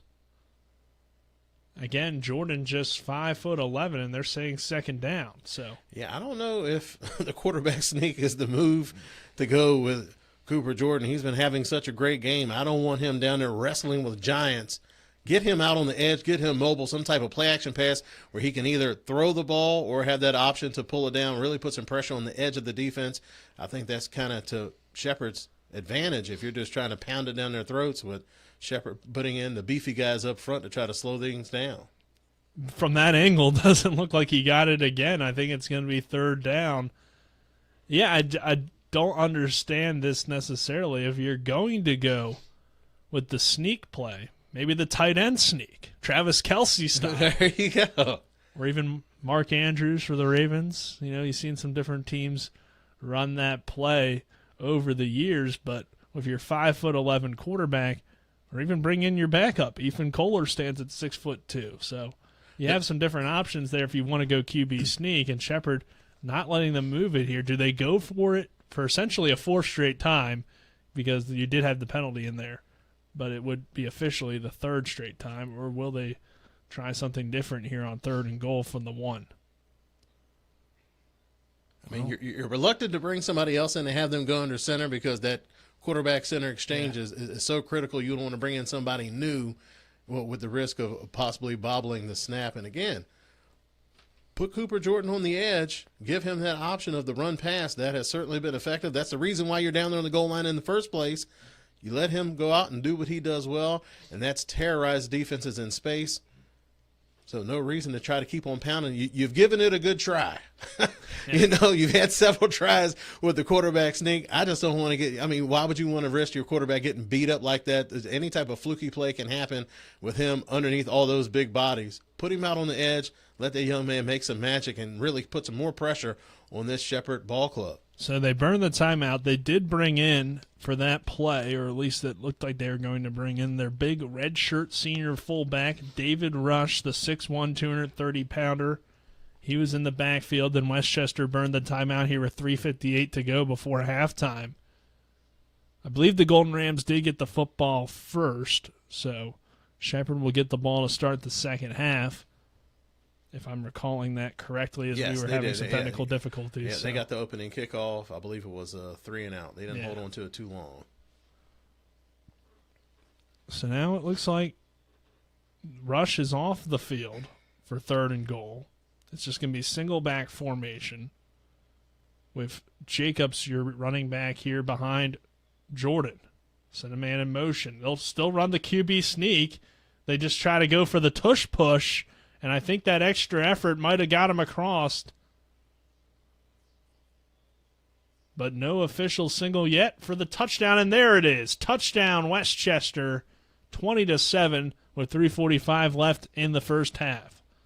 Have to give the assist to Deshaun Jacobs because, again, Cooper Jordan was stacked up at the line, but Jacobs with a full head of steam just gives a quarterback a quick pop from behind and able to push him into the end zone. Again, your quarterback took a beating on that little series once they got down inside the 5. You want those points. You really don't want to risk it too much. But, again, Cooper Jordan has been playing such good football for you. I don't know if you want to risk him taking that much punishment to go for that touchdown.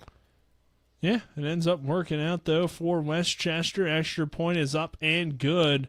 Golden Rams 21, Shepherd Rams 7. 3:44 left to go before halftime. We'll take another break and have more Shepherd football when we come back. This is Shepherd Rams football on TV 10. With a great selection comes great possibilities. And at CMA's CDJR of Martinsburg, the possibilities are endless. Shop our amazing selection of new vehicles like the Ram 1500.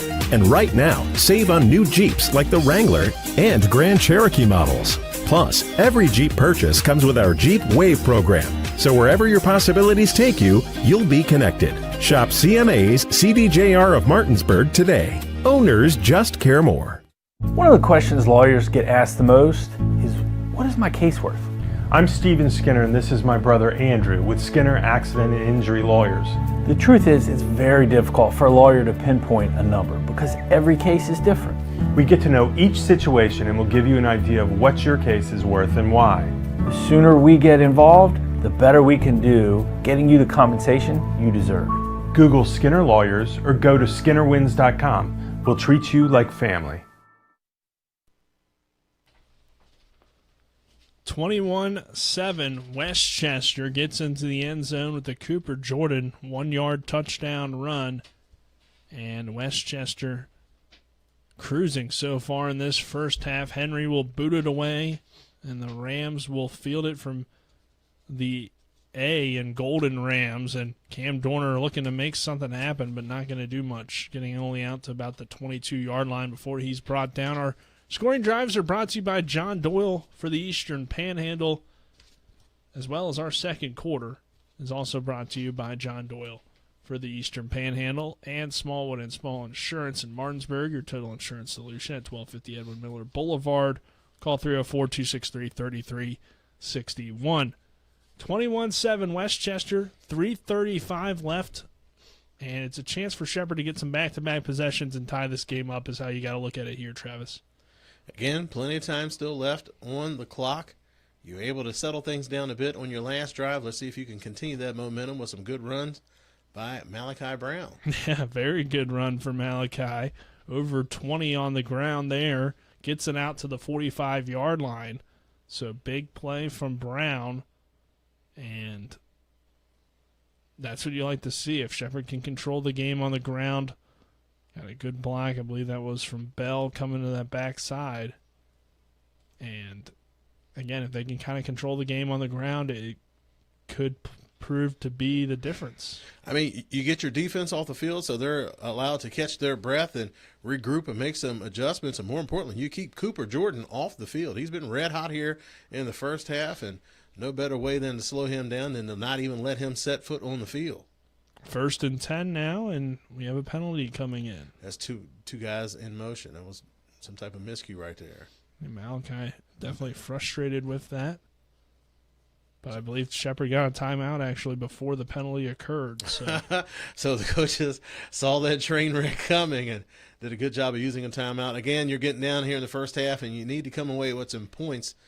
You really don't want to burn a timeout in that type of situation, but you don't want to also get a penalty for some type of an illegal shift because you had Swinehart and Malachi Brown both moving at the same time.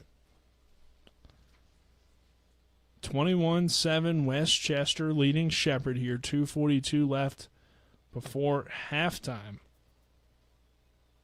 And Shepherd trying to get into the end zone, and as I was saying, have an opportunity here to get back-to-back possessions since they'll get the ball to start the second half. So a 2-score game could be eliminated very quickly if Shepherd can execute well here down the stretch, Travis. And again, for the slow start, to Shepherd to have a chance to get back into it with a couple of possessions, you certainly have to feel good for Shepherd. But first things first, they have to take care of business on this possession to close out the first half. Here's Grant Swinehart with a huge hole. Swinehart across the 30, sheds off a blocker, or a tackler, is brought down inside the 20-yard line. Big run for Grant Swinehart for Shepherd. Again, it's Reyes with the touchdown saving tackle. And that timeout, a good timeout. You were able to get things figured out on that play and gash him for a huge play on the run game. Dumped down to Brown in the flat, and he's got some room to run. Good tackle there in the open space, though, from Westchester. Bring up a second down as Mosley came up and made that tackle. And again, Shepherd must have seen something. They're using that similar action on the past 3 plays after they called that timeout, got everything squared away, been able to make some good plays. They send that running back out in motion. They run it off to the right side. Swinehart able to get a good play. Then that time, they're able to run a similar motion, this time faking the run to Barnett, throwing it out to Malachi Brown. So right now, the Shepherd offense getting into their bag of tricks, trying to manufacture some offense here to close out the first half. We got the 2-minute timeout, 21-7 Westchester, but the Rams are driving here of Shepherd for second down and 7. We'll be back here in 1 minute. We are the Skinner Brothers. Most folks only need a lawyer once or twice in their lives. And when they're injured or in an accident, most people don't know what to do. We get it. It can be overwhelming. Nobody likes to be told you need a lawyer, but that's why we're here. We want to get you back to your normal life and help you recover. So if you or a loved one has been in an accident, give us a call. Let us figure out how we can get you compensation. Reach us at SkinnerWins.com or Google Skinner Lawyers. We'll treat you like family. Drive More Days is back at Carter Myers Automotive. And this year, we'll keep you rolling with a $1,000 gas card. Visit any of our locations to take a test drive, and we'll enter you into a drawing to win a $1,000 gas card. With that kind of money, fill up at the pump for the rest of the year, completely on us. Stop in during Drive More Days for your chance to win a $1,000 gas card. Only at Carter Myers Automotive. Owners just care more. And we come back to Lek Powell scrambling and having to throw it away for the Rams. So 3rd and 7 now for Shepherd with 1:54 left in this first half. And Powell's just had a hard time settling into a rhythm this game. Malachi Brown was able to do a good job. He pushed it down the field and then broke out towards the sidelines. I believe that was probably the primary route. A lot of times when they had that multiple wide receiver set to one side, and they also send Malachi Brown out underneath. They've had success with that this season, but that time Powell just not looking to get the ball to Brown, and he was open on the play. Mike throws complete to an fully outstretched Cam Dorner on 3rd and 7. We'll see where they spot it if he has enough for that first down, and it looks like he does. So it'll be first and goal here for the Rams. 1:44 to go before halftime. It's 21-7 Westchester. Shepherd has had some issues in this first half. A pair of turnovers. And the Golden Rams offense has really picked it up on the last few drives for them. Taylor goes in motion. They'll run that jet sweep motion action, and good play by the Westchester defense to read it and slow it down. And again, Jeremiah Taylor off to a slow start as Caleb Brown makes the tackle in space, bring up second and goal from the 5. And we talked about it coming into today's game that Westchester has some talent on that back end in the defense as far as their safeties are concerned. We knew about Shane Mosley and Jameer Reyes coming in, but Caleb Brown has really made his presence felt. The 6', 200-pound junior already having an interception today, and that time it's essentially the run game. Did a good job of coming up and taking away that jet sweep that the Rams have had success with all this season. Floating a pass toward Cam Dorner there in the back of the end zone. It almost looked like one of those old 60s plays where when the goalpost was in front of the end zone because everybody was colliding with it. But third and goal.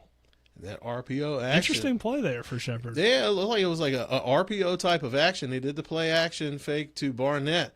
I'm not sure if that was going to be a design run, but you get down this close to the end zone, there's no reason to get smart about it. Hand the ball off to Barnett. He's your workhorse down inside, and he's had success.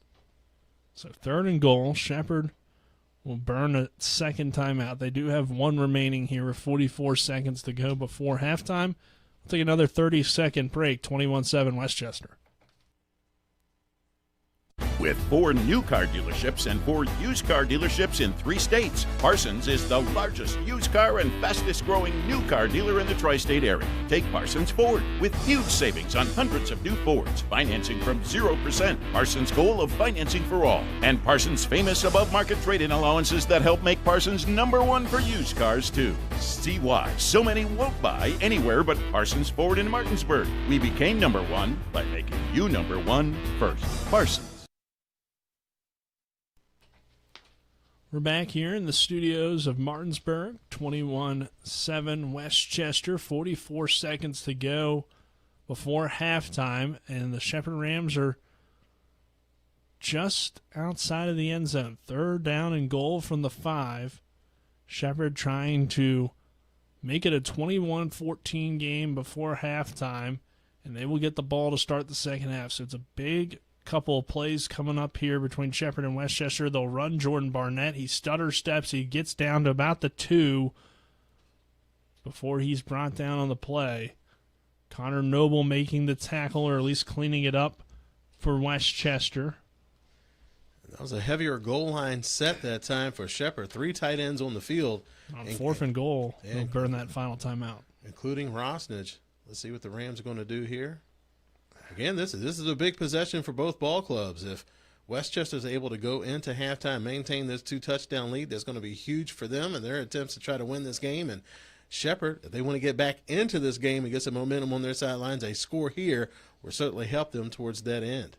So you're down 2 touchdowns, 23 seconds before halftime. You get the ball to start the second half, 21-7. What do you think here? Do you go for the field goal, or do you go for the play on 4th and goal from the 2? It's a risky call, I think, either way. It's a tough game on the road. The breaks have not been going your way. I think you go for the field goal. You get some points. You know you're getting the ball back here in the second half. I think you go the conservative route, because if you go for it and don't get it, Westchester is going to be on fire at halftime and ready to come out and tear it up in the second half. Well, looks like Shepherd's going to go for a the risk. risk. Yeah. 4th and goal from the 1-yard line, I believe, is where they're going to spot it. So even better for Shepherd. And I think they're just going to trust that offensive line and Jordan Barnett here. I don't expect them to get too tricky. But Barnett pushing, I don't know if he got there from the angle we had. And it's a turnover on down. Shepherd can't get it into the end zone on 4th and goal from the 1, as it looked like Fry led the charge for the Golden Rams. Fry, a stout defender up front that time for Westchester. The 6'5", 265-pound sophomore had 4 tackles last week, 2 of those solo. Well, give credit as well to Shane Mosley as I'm looking at that replay. The safety there in the box was the first man there, and then Fry kind of helped clean it up, as well as some credit to Reyes. Those safeties aren't afraid to play toward the line of scrimmage, but now Westchester's in kind of an interesting situation because the ball is pretty much on the goal line, and they're going to have to use that QB sneak here. So Cooper Jordan's, that's been his play recently. It's the only thing they let him run, but he does get out of the end zone, 5 seconds left, and that's the only play that they had to run here before halftime. But Westchester holds a 21-7 lead over Shepherd here at the half. The Golden Rams have never beat the Shepherd Rams. It's 4-0 all time in favor of Shepherd, but Westchester coming to play today and trying to spoil the Shepherd season before it really gets going here into the PSAC East. We will take a 2-minute break. On the other side of that break, we'll have our halftime show. This is Shepherd Rams football on TV 10 and WRNR TV on YouTube. Mayhem is everywhere. I'm your new bangs, and you can't stop staring at me. That's it. Just tilt the rearview mirror over here. And while you're checking me out more times than a library book, your car is wandering into that lane over there. More bangs? Neat. And if you've got cut rate insurance, you could be paying for this yourself. So get Allstate. Call Martinsburg Allstate agent Gary Kelly today at 304-263-4596. The Palace Lounge in Martinsburg is the place to be. Join us every night to relax and enjoy football or basketball games featuring either the Martinsburg Bulldogs, Shepherd University Rams, or West Virginia Mountaineers. We will have steak night every Wednesday, trip nights every Thursday, and now taco and margarita nights every Tuesday. You can find us on Facebook or call 304-267-7520. The Palace Lounge is located at 1350 Edwin Miller Boulevard in Martinsburg. Have you been smoking? I can smell it. Hickory. I'm gonna watch you smoke the whole pack. Shop now and save at Orsini's today. Have you been smoking? I can smell it. Hickory. I'm gonna watch you smoke the whole pack. Shop now and save at Orsini's today. Drive More Days is back at Carter Myers Automotive, and this year we'll keep you rolling with a $1,000 gas card. Visit any of our locations to take a test drive, and we'll enter you into a drawing to win a $1,000 gas card.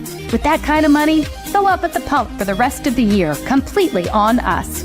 Stop in during Drive More Days for your chance to win a $1,000 gas card. Only at Carter Myers Automotive. Owners just care more.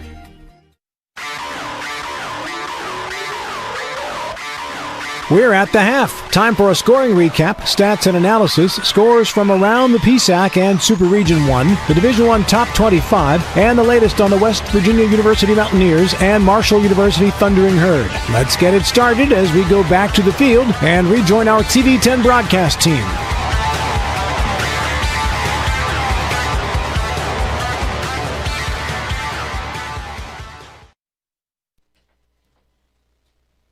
We welcome you in here to our halftime show, which is brought to you by the Mansion Freddie Law Firm in Martinsburg, where it's about seeking justice for you. Go to wvjusticelawyers.com. I'm Nick Verzolini here at the half. It is Westchester 21, Shepherd 7. After a tough first half for the Rams, the Golden Rams leading here by 2 scores. We'll go over some first half stats, which are brought to you by Ollie's VIP Northside, the best local spot to catch sports or hang out with friends. Stop by 36 Veronica Drive in Martinsburg.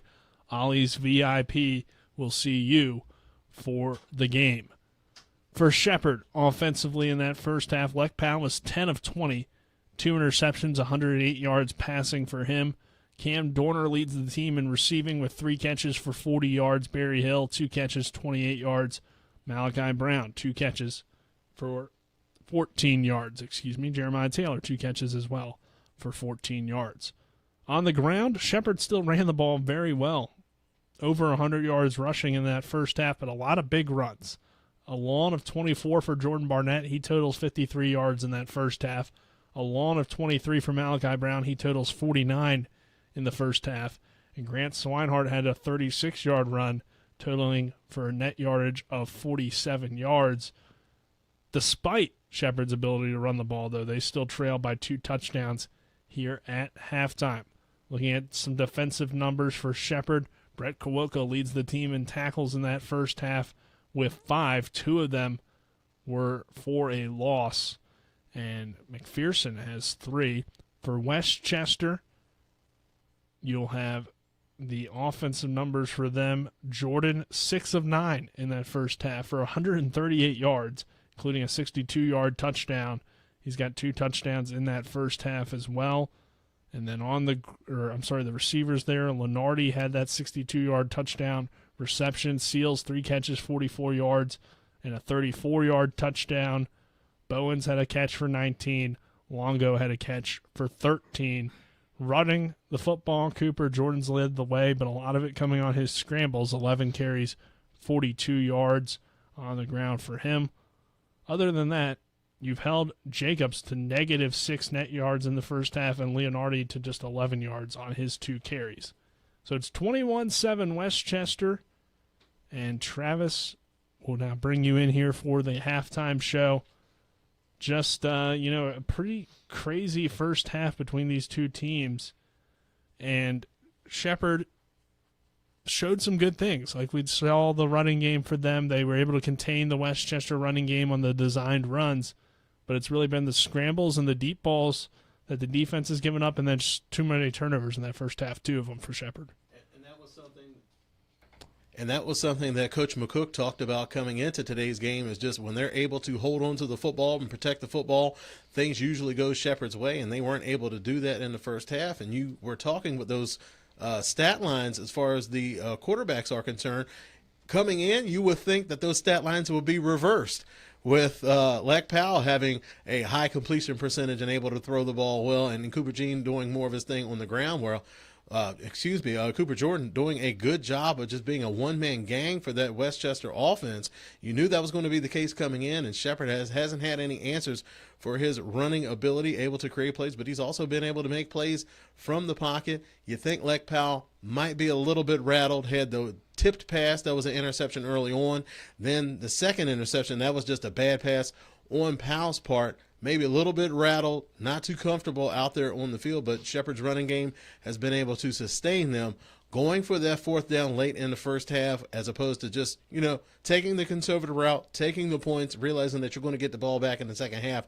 I think that's going to be huge. You have to feel that Westchester feel like they really have the wind at their backs coming into this second half, and Shepherd, it's a lot of pressure on them here in this second half, in particular with this first possession. So you want to know how this game's going to turn out? I think a lot of it is going to weigh on this first possession for the Shepherd Rams team.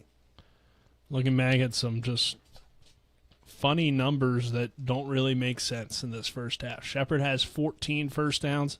Westchester has just 7. 148 rushing yards for Shepherd, just 47 for Westchester. But again, those turnovers really are the difference, and why this game is still within reach, though, for Shepherd is because they've done some good things in these other numbers, but overall, Westchester leading despite some numbers not really working in their favor.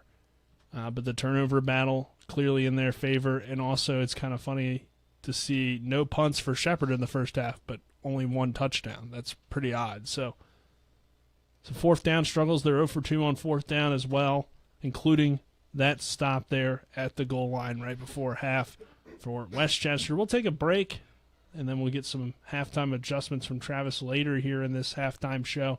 We'll take a break. On the other side of that break, we'll hear from Dylan Bishop here in the studio as he'll give us a scoreboard update. This is Shepherd Rams football on TV 10. We're back in 2 minutes.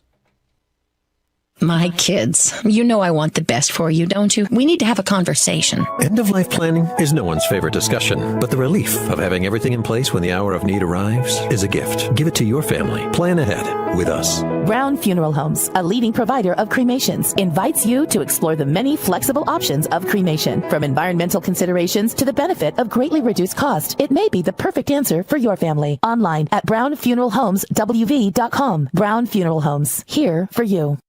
The Skinner family has been representing West Virginians for more than 50 years. We've changed the name of our firm to Skinner Accident and Injury Lawyers because we want to be clear about what we do. We represent people who have been in car, truck, and other catastrophic accidents. We're here to be a voice for the injured and vulnerable, and we take that job seriously with deep commitment to serving our clients wherever they are. Just Google Skinner Accident Lawyer or visit skinnerwins.com. We'll treat you like family. Drive More Days is back at Carter Myers Automotive, and this year we'll keep you rolling with a $1,000 gas card. Visit any of our locations to take a test drive, and we'll enter you into a drawing to win a $1,000 gas card. With that kind of money, fill up at the pump for the rest of the year completely on us. Stop in during Drive More Days for your chance to win a $1,000 gas card. Only at Carter Myers Automotive. Owners just care more. W. Harley Miller Systems understands the need and desire for reliable and affordable smart home solutions. Secure your home with a security system and keep a close eye on your family. Automate your home with a Control4 system and have smart technology work as one. Set daily schedules to control your thermostats. Push a button and set the mood for dinner by dimming lights and playing music, or just sit back and enjoy a movie in your own home theater. Put decades of experience to work for you. Visit us at whmsystems.com or call 304-350-1931.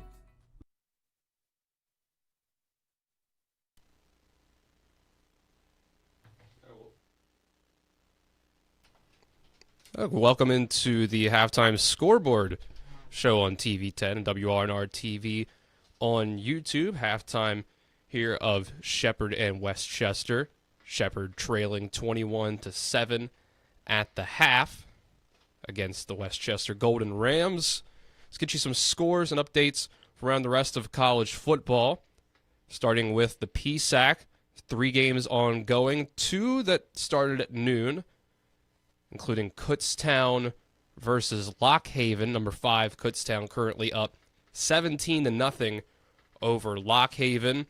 Millersville hosting Shippensburg, currently up 21-14. High scoring there. Early on, 1 o'clock kickoff between number 6, Slippery Rock, and Gannon. Still no score as of yet. Then we'll have 2 o'clock and later kickoffs for Edinboro versus IUP, number 25, IUP going to Edinboro. Bloomsburg hosting East Stroudsburg, and Cal PA going to Seton Hill. All those games ongoing later on in the day. The Scoreboard Show is brought to you by Rob Blair for Sheriff. Vote for Rob Blair on November 5th. And let's get you some scores from around Division I college football ongoing right now. Number 7, Alabama, coming off of their loss to the Vanderbilt Commodores, hosting South Carolina, another team known for their upset potential, currently winning 14-7 in that one. So maybe a little bit of a scare, but nothing too serious as of yet. Number 10, Clemson is at Wake Forest. Update that score for you. It's actually now 14-9, South Carolina, 21-14. Clemson against Wake Forest. Missouri, number 21, with 21 points against UMass currently. Tigers coming off of a loss of their own last week. Iowa currently winning 10-7 over the Washington Huskies. Wisconsin currently beating Rutgers 14-0. Georgia Tech currently leading the North Carolina Tar Heels 10-7 on the road there. Ball State with a 17-7 lead over Kent State. And Buffalo with a 7-0 lead early on against Toledo. And who has been some of the most dominant offenses in the country so far this year in college football in Division I? It's been the troops, Army and Navy. Currently, Army with a 34-3 lead with 45 seconds left in the first half against struggling UAB under head coach Trent Dilfer. So that's your updates for the first half here from around the PSAC and Division I. You have West Virginia hosting number 11 Iowa State tonight at 8 o'clock. There's some more big games coming up later in the day at 3:30. It's Red River, number 1 Texas, number 18 Oklahoma. That one on ABC. Penn State and USC also at 3:30. That's number 4 Penn State going to LA to face the Trojans. Notre Dame will play Stanford later today. Tennessee and Florida. Big one. 7:30 on NBC and Peacock. Number 2 Ohio State going to number 3 Oregon. At the same time on ABC, number 9 Ole Miss goes to number 13 LSU. So we'll go ahead and we'll take another 2-minute break. When we come back, we'll send things back to Nick and Travis, talk about the upcoming second half for Shepherd and Westchester. WVU Medicine is pleased to introduce 6 new providers who've joined University Health Associates East and our medical staffs at Berkeley Medical Center and Jefferson Medical Center. Dr. Michael Zaplicki, Neurointerventional Radiology. Dr. Brittany Davis, Psychology. Dr. Durba Dungana, Family Medicine, Sports Medicine. Nurse Practitioner Melanie Douglas Soul, Gastroenterology. Dr. Vishal Gupta, Gastroenterology. And Physician Assistant Connor Hall, Ear, Nose, and Throat. Welcome to WVU Medicine. Rox has 3 new chicken sandwiches for $4.99. They got the golden chicken sandwich, the hot honey mango, and one with the 4 basic food groups: chicken, buffalo, bacon, and ranch. Righteous! Rox Local Market. 3 new chicken sandwiches, just $4.99. Rox has 3 new chicken sandwiches for $4.99. I'm getting the golden chicken sandwich or the buffalo bacon ranch. Hot honey mango for me.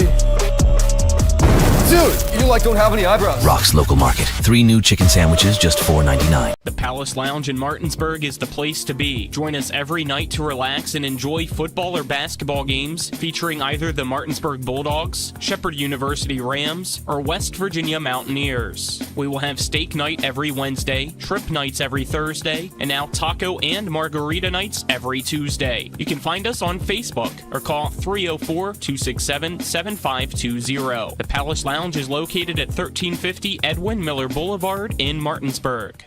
It's the new normal. You live, work, and play everywhere. Whether it's the family car or the family business, you need insurance that keeps pace with your changing life.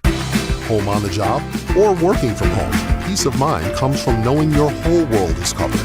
No matter what happens or how big it grows, whatever your new normal, Erie Insurance's award-winning service and personal agents can keep pace. Call your local agent today or visit erieinsurance.com for a quote.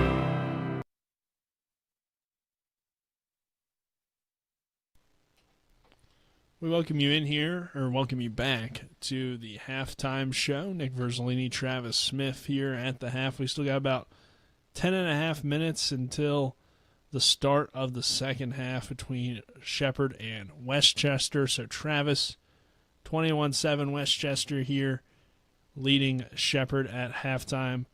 Shepherd does get the ball to start the second half, but coming off of that big momentum play that we talked about right before the end of the first half, Shepherd has it at the 1-yard line, and they can't get into the end zone. Turn it over on downs. And now it's 21-7 opposed to possibly a 21-10 or 21-14 game. So, tough situation there. It's going to be a huge... Turn on Dylan's mic. I'm sorry. That's fine. All right, it's going to be a huge... No, that's not you either. He's over there just hitting buttons left and right. I had it set up, and then for some reason I messed it up, so I apologize for that. But it's like keys on a piano over there. You're just hitting all the wrong notes. I figured I'd get it eventually. We're good now. We're rocking and rolling. Yeah, Shepherd, you gambled, you lost, so it's going to be critical for them to make something happen with this first possession of the second half, and you realize that Westchester also is going to know that, so they're going to really be throwing everything they have at this Shepherd offense on this first drive to try to maintain this 2-score advantage. You look over at the Shepherd defense, I think they're going to have to make a decision. Are they going to have to try to use a spy here in the second half?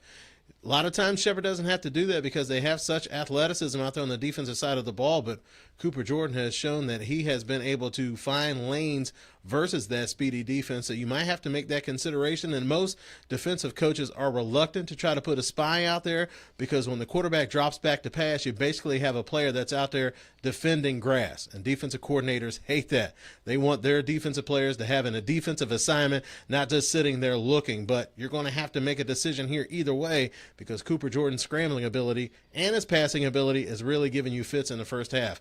On the offensive side of the ball for Shepherd, they need a nice sustained drive. Like we said, the running game has been there. I think you stick with that running game, and then you try to get Alec Powell re-involved in the game by using play action pass, getting him outside of the pocket. You made the comment early on that Powell staying in the pocket and having some difficulty getting the ball outside the numbers with some velocity. He's six foot tall, 188 pounds, not a big guy. So that's putting a lot of pressure on arm strength that maybe not is able to threaten the defense outside of the numbers as much as they would like. So don't try to ice skate uphill.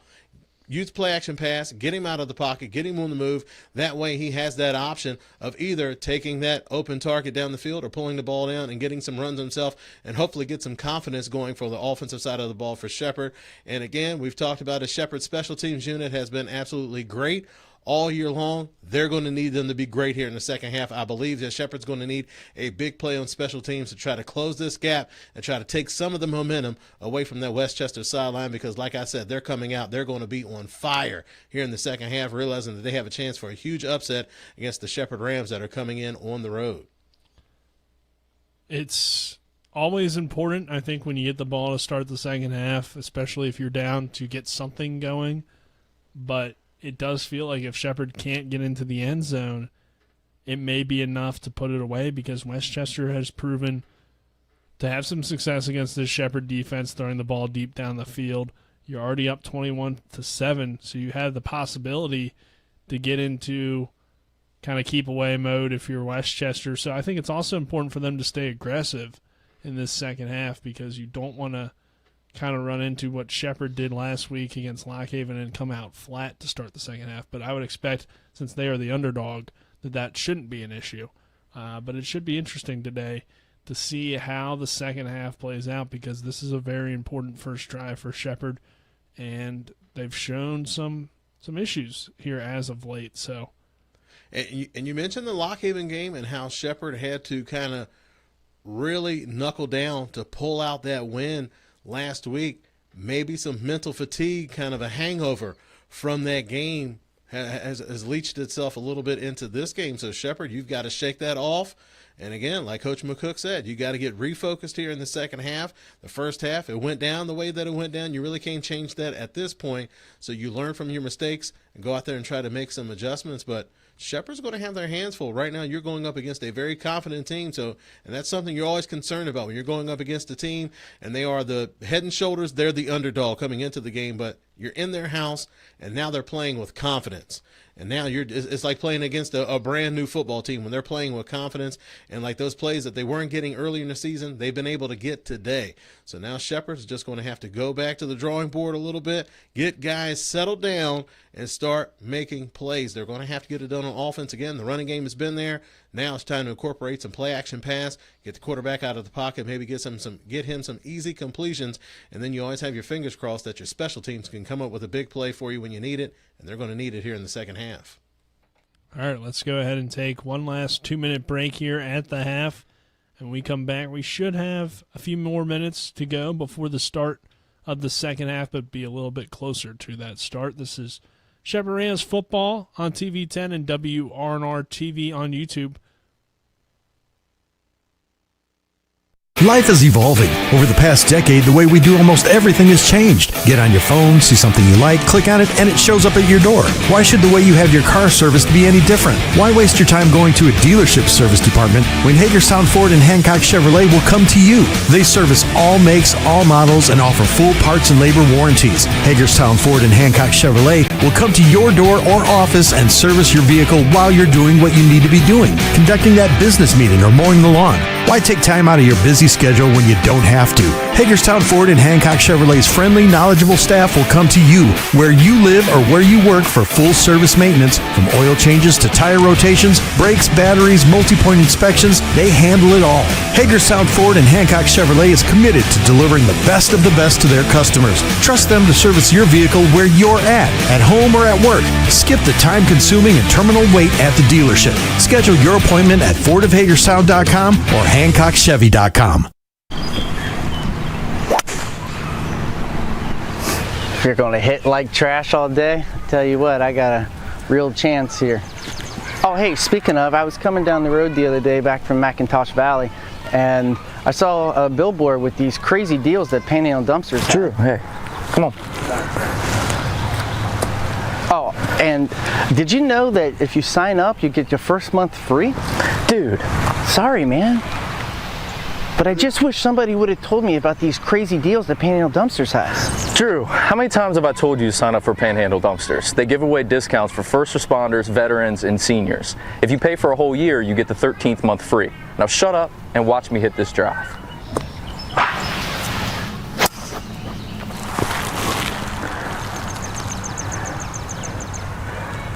Signing up with Panhandle is like a hole-in-one every day.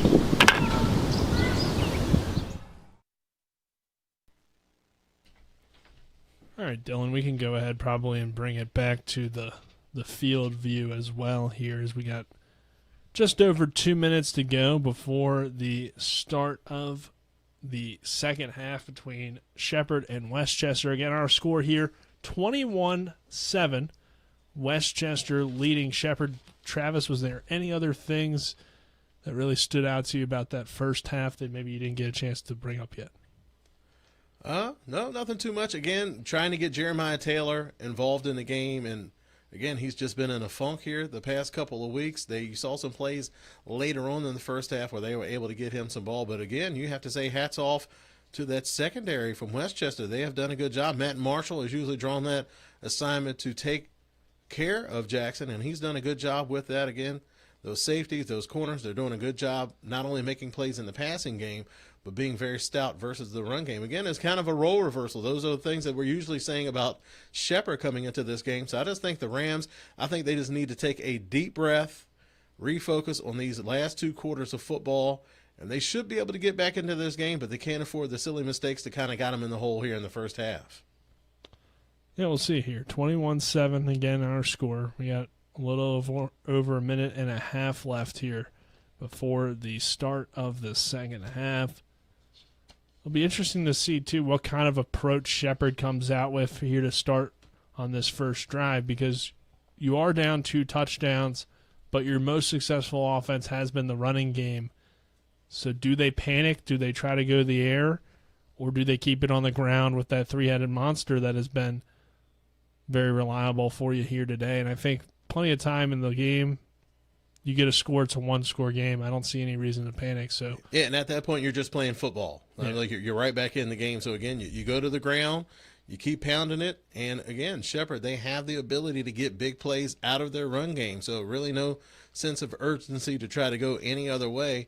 You establish that run, that's going to help you set up the play-action pass, and that's going to slow that rush down. I think that was the biggest surprise so far today, is that the way Westchester was able to get into the backfield and really give some issues for Powell, forcing him to make some moves and try to evade the pocket. Again, Westchester coming off of a big performance last week versus Shippensburg, but they haven't been able to get a lot of sacks so far this season. So 6 sacks last week, but they only got 8 sacks total so far this season.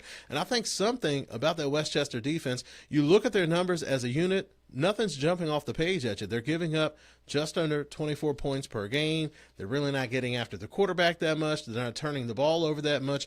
But if you look at these guys on paper, as far as their individual players, they've got some talented players on that side of the ball. So sometimes, things kind of get turned around on you, but they have a good unit out there. And the Shepherd offense having some difficulties again, those injuries up front, again, just showing up here and there.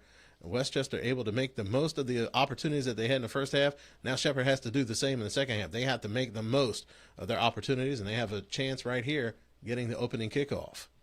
Yeah, second half kickoff here between Shepherd and Westchester, and the Rams muff it, fielded at the 10-yard line. Now Miles Greer, or that might be Stanfield. I think on kickoffs that would be Thad Stanfield and not Miles Greer, but he has a good return out to the 30-yard line. Our second half kickoff is brought to you by the personal injury attorneys Burke, Schultz, Harmon, and Jenkinson. Visit burkeandschultz.com. We play hardball, so Shepherd has good field position. And another key, if you mentioned the Westchester defensive line getting through the backfield a little bit, no Josh Crummett today. Caleb Herb back in the starting lineup, the young guard. So they've had their injuries up front, and it feels like the O-line has played significantly better with Crummett in the game. No disrespect to Herb. I mean, he's a young guy that just has had to play some different roles, and he's done good in the ground game. But, it does feel like when Crummett's out there, the offensive line has a little bit more consistency. So, and that's what you're doing when you're having those type of injuries and you're plugging guys in. You're just looking for that right combination where that chemistry begins to kick in. And like you mentioned, when Crummett's out there, things tend to go a little bit smoother. And the Rams coming out with a 2-back set. Yeah, they get 4 yards on first down, and then a good block from Swinehart.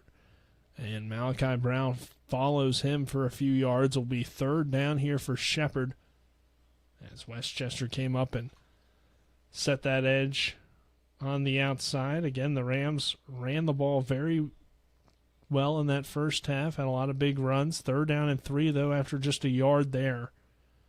And the 2 backs remain in the backfield for the Rams to start the second half.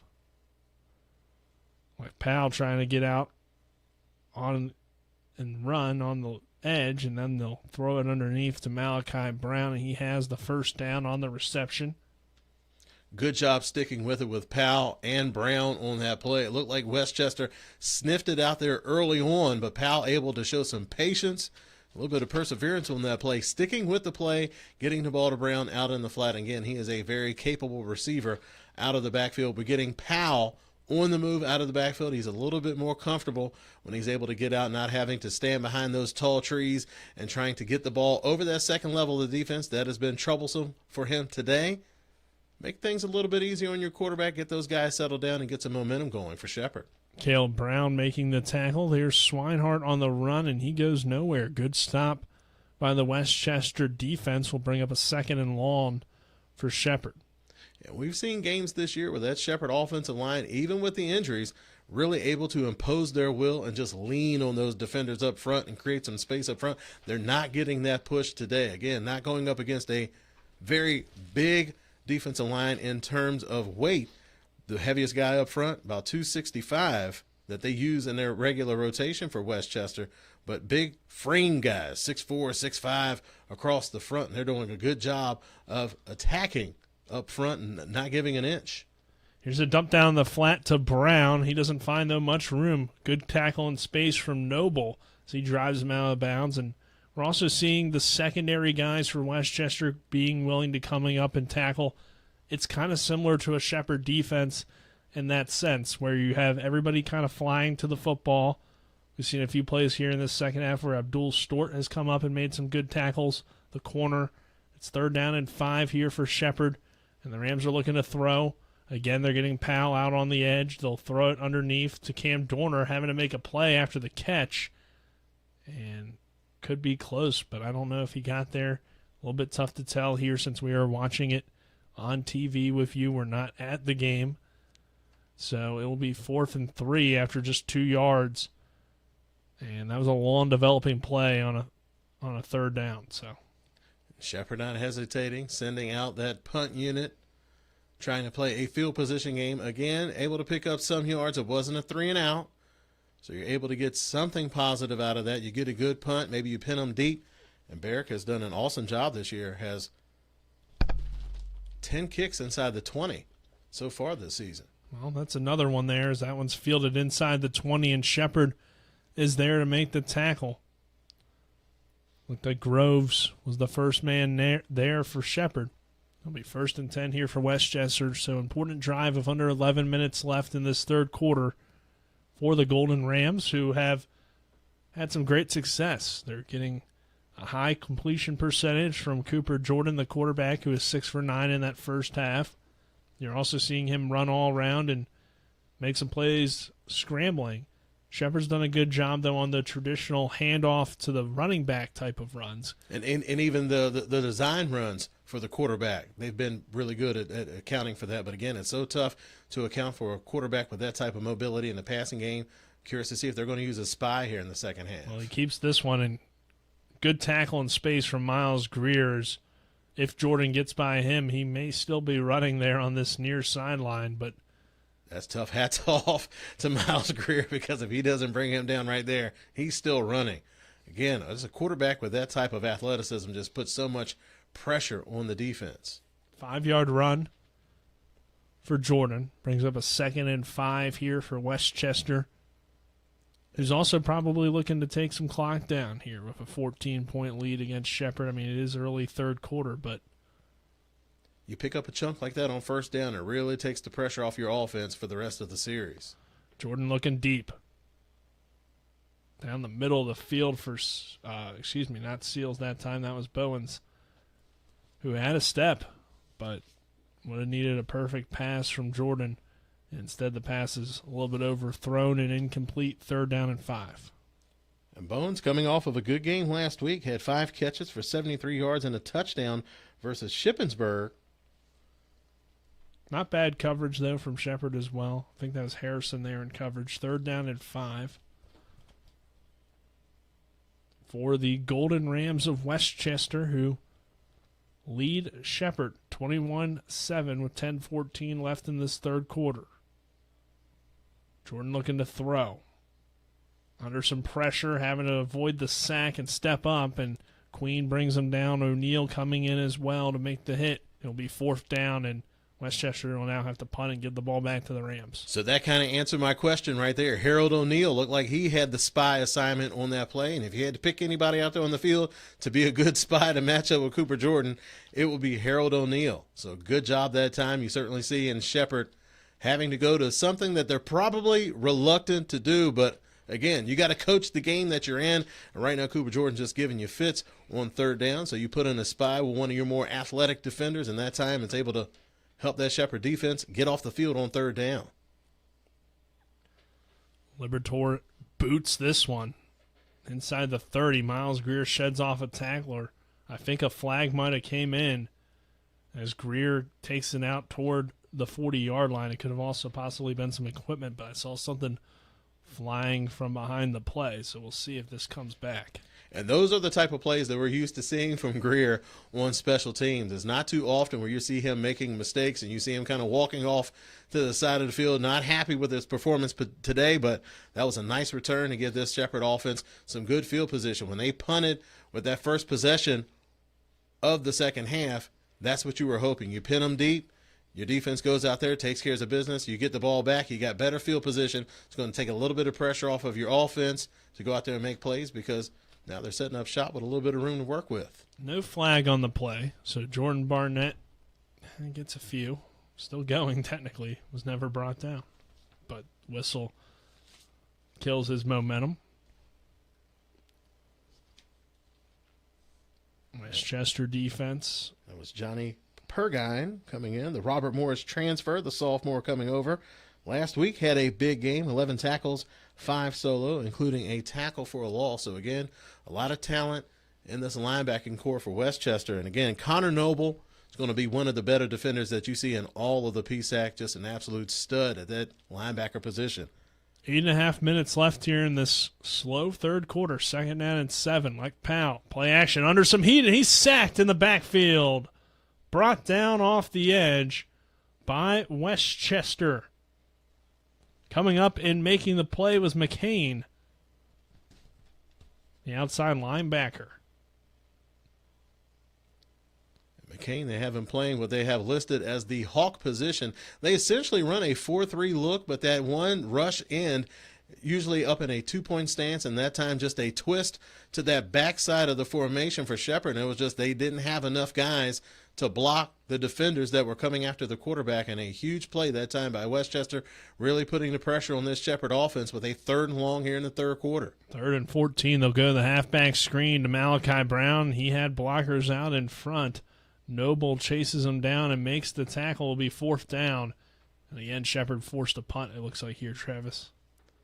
And again, a conservative call that time by the Shepherd offense. It's 3rd and long. You typically see a screen pass come in on that, but you put the ball in the hands of Malachi Brown, and you're hoping that he's able to make something happen. And it looks like there might have been some extracurricular activities as there was a play over there on the Shepherd sidelines, and realize things are going to start getting a little bit chippy here in the second half as the clock continues to tick down, but Shepherd not able to convert on that 3rd down play, likely having to punt, but Westchester, again, trying to fight giving up those penalties. We've talked about it. They've had a lot of trouble with penalties so far this year. Don't want to give Shepherd extra life by getting a big penalty, giving them a fresh set of downs. So good job for the Westchester defenders to get their butt off of the Shepherd sidelines and not come away with the flag. Yeah, especially you just got it to 4th down. You're up 21-7.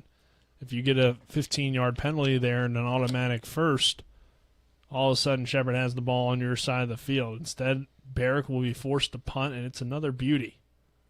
Fair caught inside the 10-yard line from Ryan Barrick. So 6:49 to go in the 3rd quarter. Westchester back on offense, and Shepherd doing a good job of flipping the field, but so far, Travis, in this 3rd quarter, haven't had too much to show for it in terms of the offensive productive. Like you just nailed it.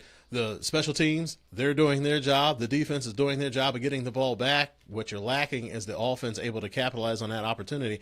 And hats off to Ryan Barrick. Again, that's 12 kicks, 12 punts inside the 20 so far this year, averaging 44.6 yards per punt. So, again, stellar special teams play from Shepherd all season long. They're certainly going to need it today if they're trying to get back into this ball game, because they're going to need something. Somebody's going to have to step up to help out this offense and get a little bit of momentum going for the Shepherd University Rams.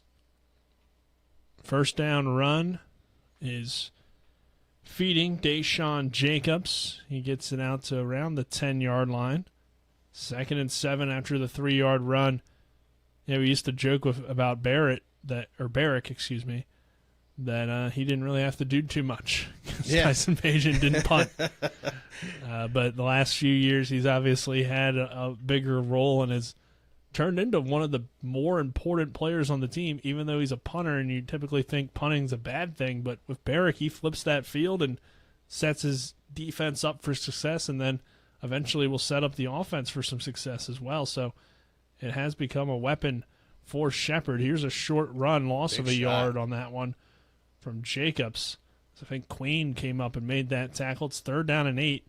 The question will be now, can Westchester continue to have that success from their passing game, which usually is not this consistent, Travis? So it will be tough to maintain that throughout the game here today. And Cooper Jordan, kind of conservative here in the second half. He's given on those read option plays here the past couple of times, and the Rams defense has done a good job to react. And hats off to JT Comayal and also Elijah Queen being disciplined on that backside and showing that Cooper Jordan, you're going to have to give it because the defender's in position to make you give it. On 3rd and 8, though, they find Seals over the middle for the 1st down. Shepherd brought just 3 pass rushers, and there's Seals making another big play against this Rams defense. 1st and 10, Westchester. Seals is tough. He's just a fun player to watch, and that time we've already seen what he can do as far as taking the top off the defense. That time showing his complete repertoire as a wide receiver, working over the middle, finding an open space over the middle and giving his quarterback a good target and able to bring that ball in, also picking up a couple yards after the catch. G.O.D. Tolbert made the tackle for the Rams. 1st down and 10 here for the Golden Rams of Westchester. Jordan steps up, throws into tight coverage. Caught by Westchester. Unless they ruled it incomplete. It looked from our angle like he caught it, but I think they did rule an incomplete pass, so it'll be 2nd down and 10. A bit of a change up here for Shepherd. Like you mentioned, only rushing 3, dropping back 8, trying to make Cooper Jordan throw accurate passes into coverage. And so far, he has been up to the challenge all day today. So, again, we were expecting Cooper Jean to be a big factor in today's game. Cooper Jordan, we're expecting him to be a big factor in today's game. Didn't expect him to come out and really have one of the better games of his career today versus this Shepherd defense. So we had a penalty on the play. Unsportsmanlike conduct on Westchester. Again, that is something that they've struggled with all season. They had a good handle on it there in the first half. But here in the second half, you're starting to see some tempers flare. That's going to back them up.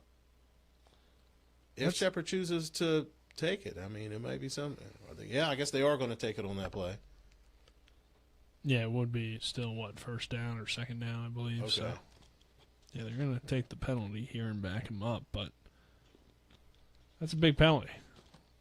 I mean, you had some momentum after the first down conversion to Seals. Now you're backed up to 2nd and 24. Don't force it if you're Westchester. There's no reason to try to force it. Again, you have the advantage. Right now, you just want that clock running. You're not so much necessarily needing points. Right now, you just need that clock to keep running. You don't want to risk the football and give Shepherd a chance to get back in with a turnover and giving that offense a short porch to punch it in. So right now, a conservative approach for Westchester will probably be the best course of action. Yeah, I think it is obviously important for them to score at some point, but because I don't think 21 is going to be enough usually to beat Shepherd, but it could be. I mean, Westchester's defense has forced a few turnovers. We do have this long discussion here from the officials, so we'll await that decision and see what we got here. So I think it is a loss of down on the penalty, so it'll be 3rd and 24. That's what they had to fix there. So 3rd down and 24 for Westchester. So yeah, at this point you're definitely playing something conservative, halfback draw, quarterback draw, halfback screen type play. Something to give your punter a little bit of room where he's not going to be having to punt out of his own end zone. Jordan in the shotgun for 3rd down and 24. Shepherd showing some pressure, and they bring it. Jordan, though, is good against that man coverage. Flag comes in. Cooper Jordan shoved out of bounds. Could be a late hit here on the near sideline. Tough to tell for us, but before that we already had a flag, and no flag came in on the run from the quarterback. Looks like Greer was coming in hard off the edge and just got taken down in the backfield. So see if it's going to be offsetting penalties. Not sure if there was a penalty. They on didn't that. throw one on the run, I don't think. Have to see the replay, but it did look like a little bit close from my angle. But like a Greer working into the backfield. Yeah, you got a holding there from the tackle. And then let's see here if there was anything maybe possibly from Shepherd. And that was a tough block. That was Cam McQueen doing a good job of getting locked up on Greer and taking him to the ground. Not the most egregious holding call that you'll see out there. But again, it was enough to attract the referee's attention and draw the penalty. Looked to me like Jordan possibly had given himself up, but he hadn't quite stepped out of bounds. So I understand if there's no flag there for the hit out of bounds, but I think they actually might have called something there. Yeah, so yeah. I think they did throw a flag on it. So we still had, I believe, a holding, right, in the backfield. But somehow I believe the referees just said it was 1st down for Westchester. So not sure how that works with 2 penalties. Maybe they're thinking that maybe it was after the fact. So after the play was over, it was the personal foul, and that would give them the automatic 1st down. But so they'll be backed up first, and this will be our favorite tradition here in college football. Got to mark it off to the 5-yard line. And then we get the automatic 1st down penalty, which would bring us to, I believe, the 20-yard line. I'm like, come on, guys. They're not asking you the square root of something. It's basic addition and subtraction. I'm sure you guys can figure it out. Yeah, and somehow we always end up at a weird spot. Yeah. Like we're at the 21-yard line. Such attention to detail. Wait, how did the ball end up there? I don't know. But 1st down and 10 here from the 21. So a lot of stuff happening on that play, but here we go. Golden Rams will run it. And it's a good run from Jacobs, which has been tough to find any running room against this Shepherd defense. JT Comey out at the bottom of that pile for the Rams. 2nd down and 4 after a 6-yard carry. 4 minutes left in this third quarter. Clock rolling down here between Shepherd and Westchester. It's Westchester 21, Shepherd 7. In what has been a surprising game where Westchester comes in 1-4, Shepherd 5 and 1, I believe now at this point. So they've been rolling. And here's the quarterback draw with Jordan, and he doesn't find too much room. Man, Elijah Queen has done a good job manning that defensive end. That's something going to be so critical. You have a quarterback with that type of mobility. Your defensive ends have to be very disciplined, keep their shoulders square to the line of scrimmage, and not giving that speedy quarterback a running lane. And Elijah Queen has done a good job. I mean, we already know that JT Comiel is just an absolute man playing off the edge. So some good disciplined defensive plays up front by that Shepherd unit.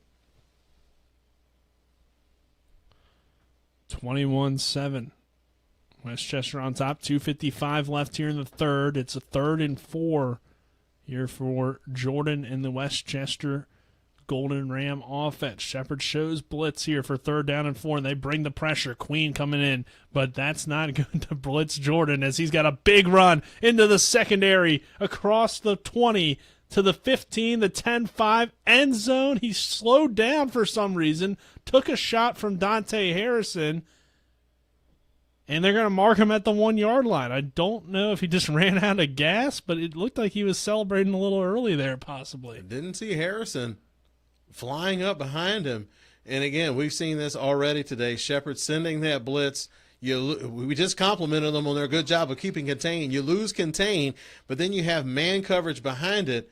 And again, Cooper Jordan just able to make a play with just raw athleticism. And again, not quite sure why he slowed down. He's looking behind him, but just doesn't seem to see Harrison on the play. And a potentially dangerous play that time. Good job of Queen holding onto the ball. And here we go with the quarterback sneak. So let's see how many we can get this time. Instead, they go over the pile with the running back. Jacobs, he's into the end zone. Touchdown, Westchester. I'm not sure why he slowed down. He lost a touchdown, though, for it. Yeah. But his running back didn't slow down. Touchdown, Westchester. They are destroying Shepherd now at this point. 27-7 and a shocker. I mean, all the breaks are going their way. They're making the most of their opportunities. And Cooper Jordan is just having the game of his career versus Shepherd. There's a very stingy defensive unit. And Cooper Jordan just having his way with him today. Sean Henry's extra point is up and good. Westchester 28, Shepherd 7. We're back in 1 minute. Mayhem is everywhere. I'm your new bangs, and you can't stop staring at me. That's it. Just tilt the rearview mirror over here. And while you're checking me out more times than a library book, your car is wandering into that lane over there. More bangs? Neat. And if you've got cut rate insurance, you could be paying for this yourself. So get Allstate. Call Martinsburg Allstate agent Gary Kelly today at 304-263-4596. I pre-planned my funeral to make it easier on my family. They were relieved to know I'll get just what I want. My family actually thanked me for taking matters into my own hands. Turns out having this awkward conversation wasn't awkward at all. Pre-planning is my choice. There are certain things about me my family may not know. Now they won't need to guess. The choices are yours. The peace of mind is theirs. Pre-plan your funeral with Brown Funeral Homes and everything will be taken care of. Find out more online at brownfuneralhomeswv.com. Brown Funeral Homes, here for you. Westchester 28, Shepherd 7 here. 1:45 left in this third quarter. Westchester running wild on that last drive. A huge penalty as well against Shepherd for the late hit out of bounds on Cooper Jordan to extend the drive. And then Jordan ends up scoring on a long, or nearly scoring on a long touchdown run before Jacobs gets it in from 1 yard out. It's a short kickoff. Stanfield picks it up around the 20-yard line. He's still going. This could be a kick return for Shepherd on the other end. Thaddeus Stanfield takes it. Oh, he's tripped up by Henry and down at the 5. Man. He's going to have a hard time explaining to his teammates. He got tackled by the chubby kicker. I don't know if he's chubby. Maybe he has a rib protector on for some unknown reason. Yeah, I don't know. I mean, they listed at 6'2", 200. I don't know. That's a generous 200. That's a very snug-fitting jersey on the kicker that time. But that was the play that Shepherd desperately needed. That special teams unit has been so awesome for the Rams so far this year, and they needed something big to get back into this game, give their offense a short porch to punch it in. Stanfield not able to make it happen himself, but certainly the Rams will take it as they set up shop inside the 10 on the 6-yard line. By the way, our scoring drives were brought to you by John Doyle for the Eastern Panhandle. Just a minute 31 left here in this third quarter. Here's Malachi Brown into the end zone. Touchdown, Shepherd. So they're back within 14 very quickly here with 1:28 left in the third. 28-13, so we'll have to see the extra point. But good to see Malachi Brown get into the end zone. And Travis, that kick return could play big here down the stretch. And that's huge. I mean, it's 3 phases of the game for a reason. You have offense, defense, and special teams, and sometimes that special teams unit has to be special in order to try to help your offense out and get a little bit of momentum rolling.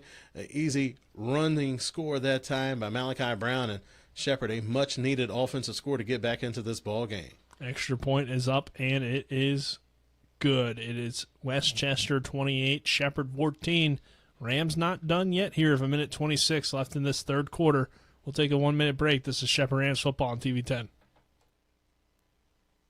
At the Berkeley County Health Department, our motto is prevent, promote, protect. Since 1935, our mission has been to provide clinical and environmental services to protect the health of the general public. We're committed to building public health in our community by offering a wide range of services, including blood pressure screening, breast and cervical screening, family planning, counseling, lab testing, and more. We perform health inspections to make sure the restaurants you visit are clean, and we prepare and coordinate plans to respond to all hazards. The Berkeley County Health Department, 122 Waverly Court, Martinsburg. Rox has 3 new chicken sandwiches for $4.99. They got the golden chicken sandwich, the hot honey mango, and one with the 4 basic food groups: chicken, buffalo, bacon, and ranch. Righteous! Rock's Local Market. 3 new chicken sandwiches, just $4.99. Rox has 3 new chicken sandwiches for $4.99. I'm getting the golden chicken sandwich or the buffalo bacon ranch. Hot honey mango for me. Dude, you don't have any eyebrows. Rock's Local Market. 3 new chicken sandwiches, just $4.99. We welcome you back here. Shepherd getting on the board. Stanfield with the big kickoff return, and then Malachi Brown with a short touchdown run. Our scoring drives are brought to you by John Doyle for the Eastern Panhandle. 28-14, Westchester on top, 1:26 left here in this third quarter. So we'll see the kickoff here in just a little bit. But our third quarter is brought to you by Smallwood & Small Insurance in Martinsburg, your total insurance solution at 1250 Edwin Miller Boulevard. Call 304-263-3361. As well as Parsons Ford. Parsons Ford in Martinsburg, located at 1400 Shepherdstown Road and online at parsonsford.com. They became number 1 by making you number 1 first. Parsons. And with 1:26 left, we'll eventually see the kickoff here. Cameraman's trying to give us vertigo. Like, settle down, man. Could have more than one camera? Yeah. I don't know. He's trying to get all the action. Something from the official there. I guess the play clock or something needed to reset. Game clock, who knows? But we're not there, so we don't have any audio. But good play again from the Shepherd special teams. Like Jack Brutus on special teams making a play from a defensive lineman. Kind of rare to see, but good play there on Darryl Brown, the kick returner. And we'll see this Westchester offense, and what a game it's been from Cooper Jordan. And again, just so tough to try to stop him. When his passing game is working the way it has so far today, it's just you're really not sure how you're going to defend a player like that. If you sit back in coverage, he's picking you apart with the passing game. You send some heat, he breaks contain and scorches you down the middle of the field. So right now, this Rams unit is just going to have a tough time trying to find a handle on Cooper Jordan, keeping him contained and away from those big plays, but easier said than done. They'll hand it off here. Nice run there with the stutter step move. Oh, man, nice. From Leonardi. So, just over a minute left here in this third quarter.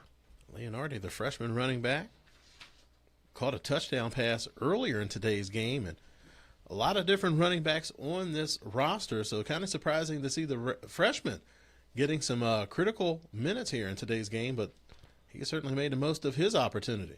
Very true. 2nd down and 6 here. 45 seconds to go in this third quarter. 28-14, Westchester on top. Send a man in motion. And Jordan will look to run and not find any room. Shepherd all over at that time. And again, it's been like, the designed runs for the quarterback. Shepherd has been ready for that. You could tell that they've certainly done their homework. They were ready for it as far as their scouting report. The plays that they're having trouble with, and which most defenses are going to have trouble with, are the unscheduled plays where Cooper Jordan is just able to make something happen when the defense is playing good defense on the back end, but it's still, you have to account for his speed and athleticism in the middle of the field, and when Shepherd's in man coverage, there's nobody there to really slow him down. That'll be the final play of this third quarter. So our score, Westchester 28, Shepherd 14. As we head to the fourth, this is Shepherd Rams football on TV 10 and WRNR TV on YouTube. It's the new normal. You live, work, and play everywhere. Whether it's the family car or the family business, you need insurance that keeps pace with your changing life. Home on the job or working from home, peace of mind comes from knowing your whole world is covered. No matter what happens or how big it grows, whatever your new normal, Erie Insurance's award-winning service and personal agents can keep pace.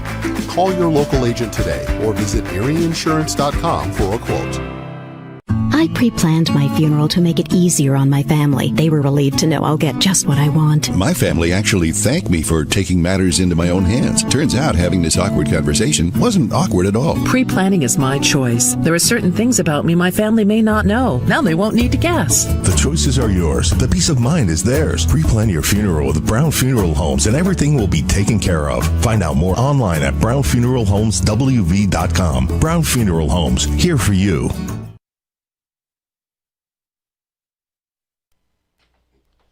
We welcome you back here. Westchester 28, Shepherd 14 as we begin this fourth quarter.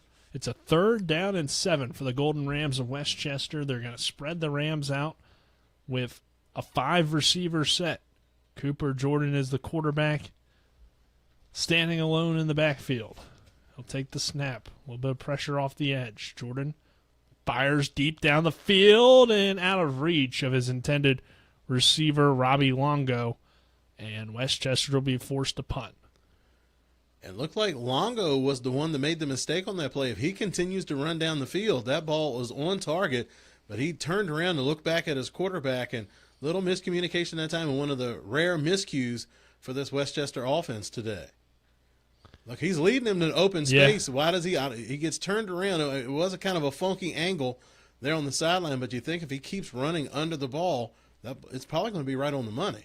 Yeah, it would have been tough, I think, for him to get his feet in possibly either way. But, yeah, I think you're right. If he doesn't try to come back for the ball and try to get to that sideline, possibly a big play there for Westchester. But instead, they force the punt to Shepherd, and Shepherd will have good field position here. So that kick return from Stanfield, setting up the Rams for that last touchdown drive. They're right back in it now at a 14-point game with a whole quarter left. It's now or never, though, for Shepherd. They need to get it going here in this fourth quarter offensively. Because at this point, you're going to start having limited offensive possessions. Not too many times you're going to be able to get the ball back here in the fourth quarter, so you're going to have to make the most of each time with the ball in your hands. Again, the running game has been playing spectacular. see if the passing game can kind of pick things up and make some big plays for this Shepherd unit. Not as much success, though, on the ground here in this second half as Lech Powell will throw it. That's tipped at the line and intercepted. Picked off at the line of scrimmage. A tipped ball, and big number 94, Daniel Hicks, was in the right place at the right time, and Westchester gets its third turnover of the day. And again, we talked about the height up front for that Westchester unit. And again, it plays a big part, especially when you got that quick passing game. And again, off the side, let me see who it was. Charlie Minninger, the 6'3" defensive end senior, who got that tip ball, and then Hicks was the man to come away with the interception. We do have, I believe, an unsportsmanlike against Westchester, which will back them up for this drive. They've had a few of those here today, but wow, this is tough if you're Westchester. And again, it's just a smart play that time by Westchester. If you don't get immediate pressure on the quarterback, most defensive line coaches will tell you, put your hands up, especially when you're going up against an opposing quarterback. Again, he's only 6 feet tall. Your defensive line, they're like 6'4", 6'5", long, rangy guys across the front. So when they're able to put their hands up, really makes it difficult for that quarterback to see over and deliver a clean pass. And that time, Westchester, again, the turnovers have been killing Shepherd, and Westchester been able to take advantage. And again, you put the ball back in the hands of Cooper Jordan, and now the tough things begin all over again. Flag coming in again here on that carry. And we have an injured Westchester Golden Ram on the field as well here with 14 and a half minutes left in this contest. But Westchester getting a bad penalty, an unsportsmanlike after the play, backs them up now back onto their side of the field, and they would have had it in Shepherd territory. We do also have a penalty here on this play and an injury for Westchester. It looks like a big left tackle Cam McQueen, the 6'1", 275-pound redshirt junior. And it's a holding against Westchester, so that's going to back him up even more. But, yeah, Travis, 3 turnovers now in the game, and we wouldn't have expected 3 interceptions. No. The issue has been the fumbles from the running backs. So Lech Powell having some issues against this Westchester defense, and it could come down to really that height of their D-line and them getting their hands up and providing some pressure as well. But let's go ahead and take a 30-second break since this looks like a relatively significant injury here with 14:30 left in this fourth quarter. Mommy, where does flavor come from? Well, when people love food, they cook it on a Traeger grill. Meat, corn, even pie. And then the Traeger does the rest, which brings everyone to celebrate this beautiful thing that they've created. Because when you share delicious food with your friends, that's the flavor of life. Shop now and save at Orsini's today.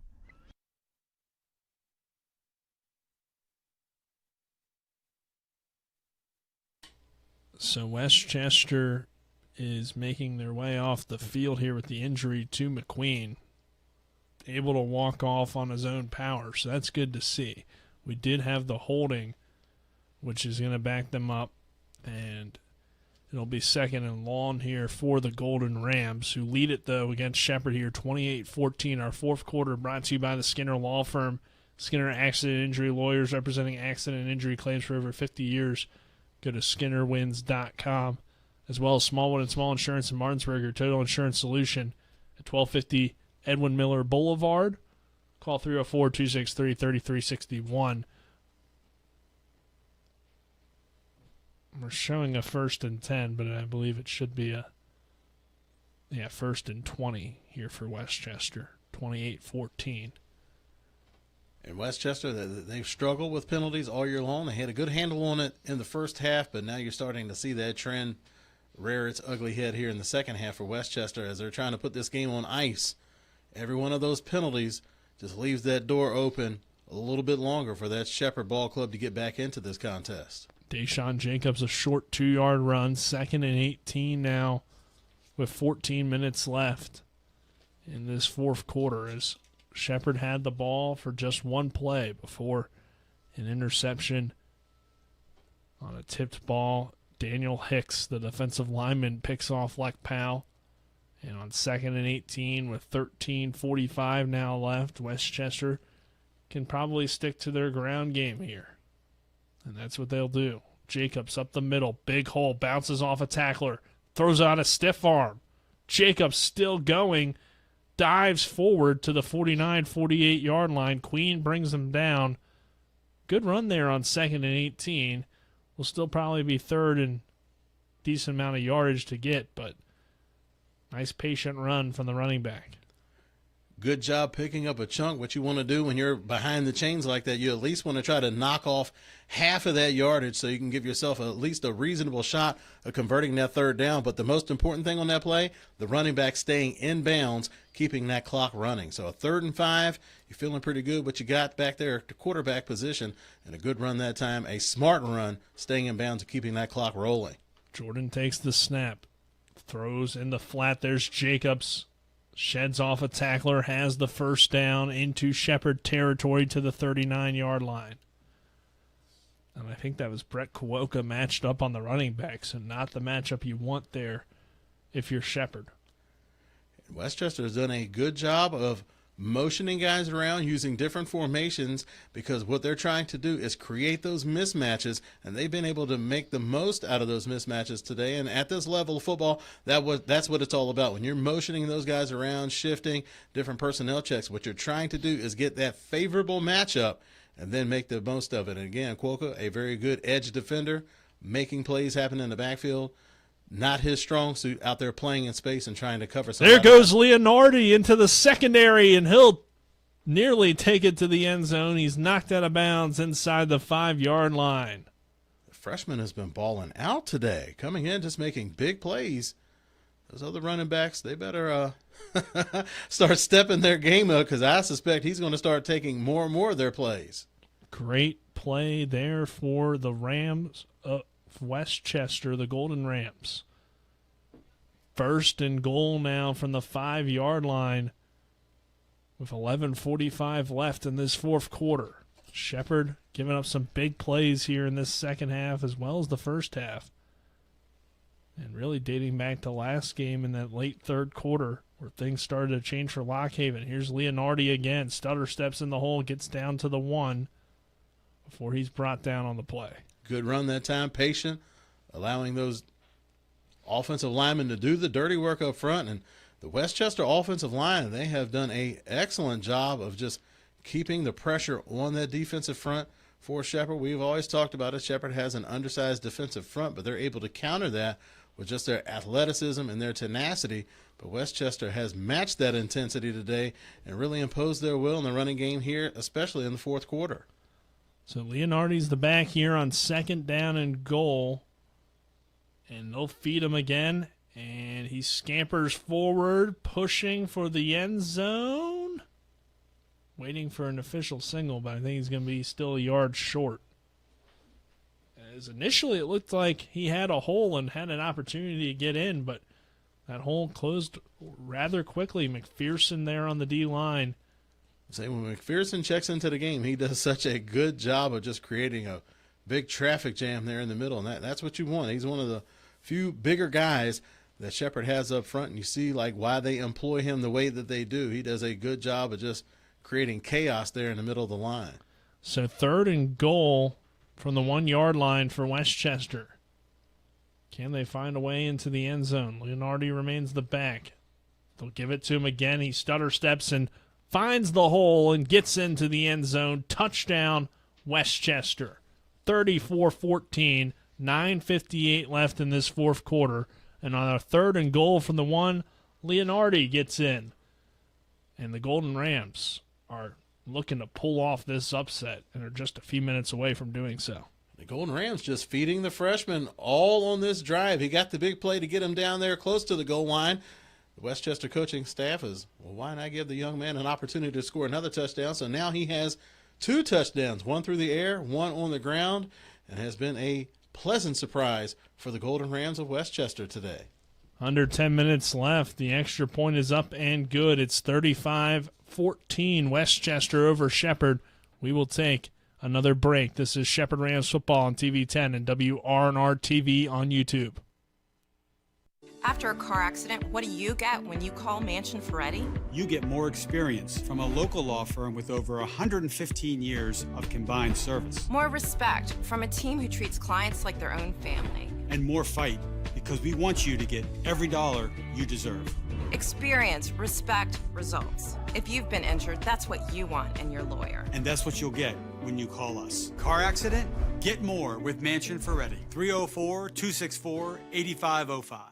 This is Cody with Cody's Auto Body. The stories are on the way. Reliving glory days, the injury that prevented stardom, or the inevitable, I even could have made that play. With football season comes a lot of delusion of greatness. Well, no one believes you would have made it in the big leagues. Let's at least make them think you're a good driver. Bring that vehicle to me and I will make it the pride of the parking lot at every game. I'm Cody with Cody's Auto Body, the MVP of your season. That's Cody's with a T for f***ing trust.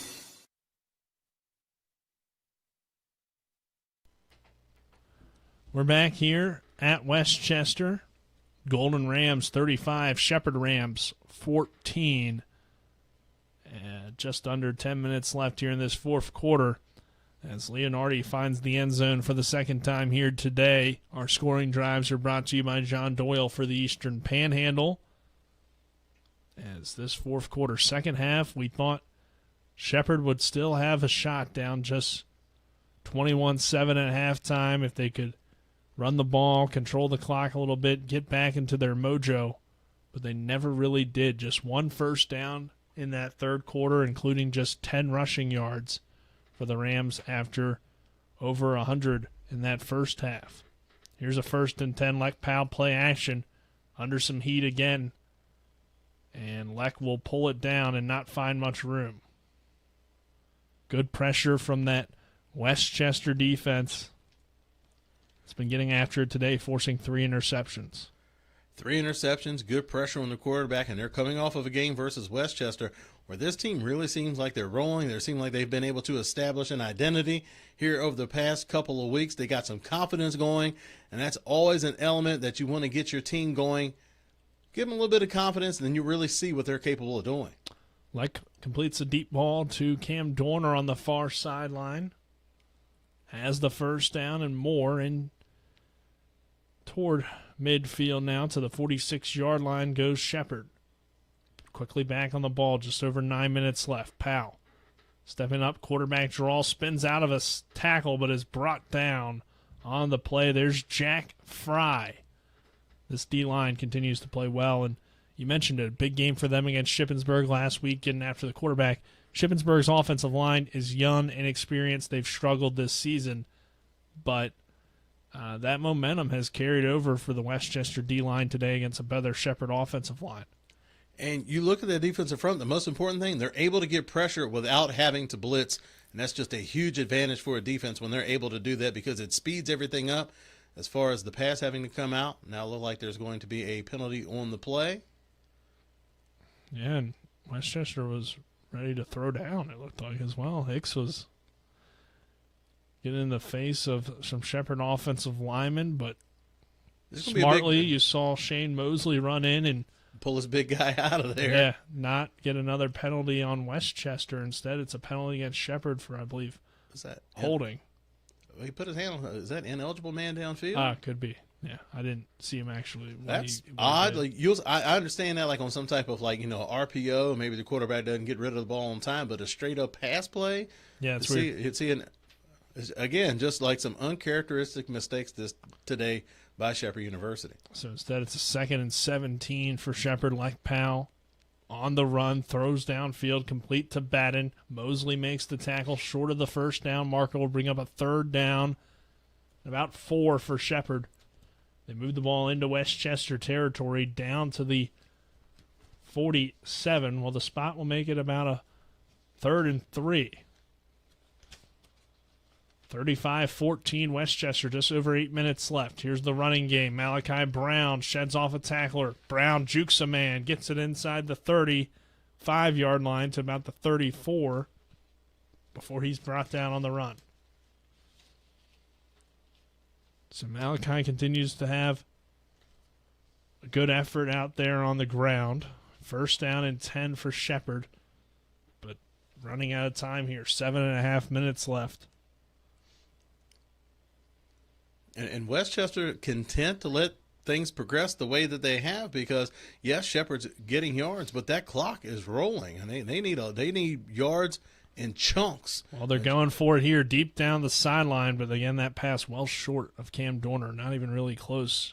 As he had a step, it looked like they're on the outside, but just fading a little bit when he goes outside the numbers. And again, Matt Marshall, we've said his name several times today, again, doing a good job in coverage against a very explosive and dynamic wide receiving core that the Shepherd Rams bring in. It would have taken probably a perfect pass, but Dorner didn't really even get an opportunity at it as we'll bring up 2nd and 10. Powell over the middle, complete. Underneath, there's the tight end, Brian Jester. Where's the Westchester Jester? He hasn't made an appearance this game, unlike last time. Shepherd went up there. And Jester, that's only his 3rd catch of the season, but an important catch in today's game. Like Powell looking, back shoulder throw. Great catch by Stanfield in double coverage. He hauls it in. Inside the 10-yard line. Westchester, you can't get all the breaks. Sometimes Shepherd has to be able to get a friendly play every once in a while. That was a good throw, but an amazing catch that time by Stanfield. That has done an awesome job of just stepping in with his limited role and having an impact on today's game. Stort and Brown, the guys in coverage there for Westchester, but Stanfield won the jump ball. 1st and goal now for the Rams at the 10-yard line. Taylor goes in motion. They flip it to him. Jeremiah Taylor can't get to the edge. Westchester all over it with Shane Mosley in space. Man, we've said his name a lot today. He has done a good job just coming up, making plays in the passing game, very stout against the run. Just a good defensive Nothing against unit. Jeremiah Taylor. That's not really his play. I feel like Barry Hill has been so good on that jet sweep. Taylor, I feel like they're just trying to get him the ball because they haven't been able to on the outside. But that's something you typically see Hill and Baden run to success, but haven't seen that success from Taylor on that play. They've ran that a few times here today. Like Powell has all day to throw, but now breaks down in the pocket, and he's going to be sacked, losing significant yardage on the play. As again, the Westchester D-line just getting after it. It's Miniger, again, making a nice play. He already tipped that ball to lead to the interception by Hicks earlier. And that's a formation that Shepherd has used a lot this year where they'll have the 3 wide receivers to one side. They'll go max protect up front and allow Powell to only have to read one half of the field. Westchester has also seen that, and they were prepared for it on that play, and really nobody was open on that play, and Powell having to eat it and take the sack. And Shepherd's down 21 here with just 5 minutes left as the clock is continuing to roll. They got on the Westchester side of the field with about 7 minutes, but haven't done much. Like Powell over the middle, tipped by Taylor and nearly intercepted. And Taylor he has been in a funk here the past 3 weeks and just not what you're expecting from a guy that led the team in receptions last year and just not able to get on the same page with Powell so far this year. And again, the Shepherd offense, they're going to need him to make plays if they have any expectations for any type of postseason play. And this loss won't eliminate Shepherd. They could win out, still make the PSAC title game. They had a similar loss to Bloomsburg last year and were still a playoff team. However, they were forced to change regions, which we know will not be something that would go well for Shepherd here. 4th and goal. This is the game, pretty much. Powell, under some heat, slings it to the far sideline to a wide-open Malachi Brown, who hurdles a man and gets inside the 10-yard line. But that was 4th and goal, so it didn't matter. I saw that original line of scrimmage marker and thought Shepherd had the first down, but then remembered they've had so many negative plays on that play. It was 4th and goal from outside the 20-yard line. Don't see that too often. You do get a nice play, but it doesn't matter. Again, one for the highlight reel for Malachi, I guess. But certainly. And Again, the magic has just not been with Shepherd today, and you look back to that Lockhaven game, the way they had to really just try to regroup and pull that win out. Wonder how much that affected the team mentally, just kind of draining them because they came into today's game kind of flat. It was a weird start to the game. Westchester was able to take advantage of it, jump up to a 14-point lead, and they've just been able to hold serve throughout today. And give credit to this Westchester defense. They've been playing tough. It's a good group. Run up the middle there, Harold O'Neal making the tackle.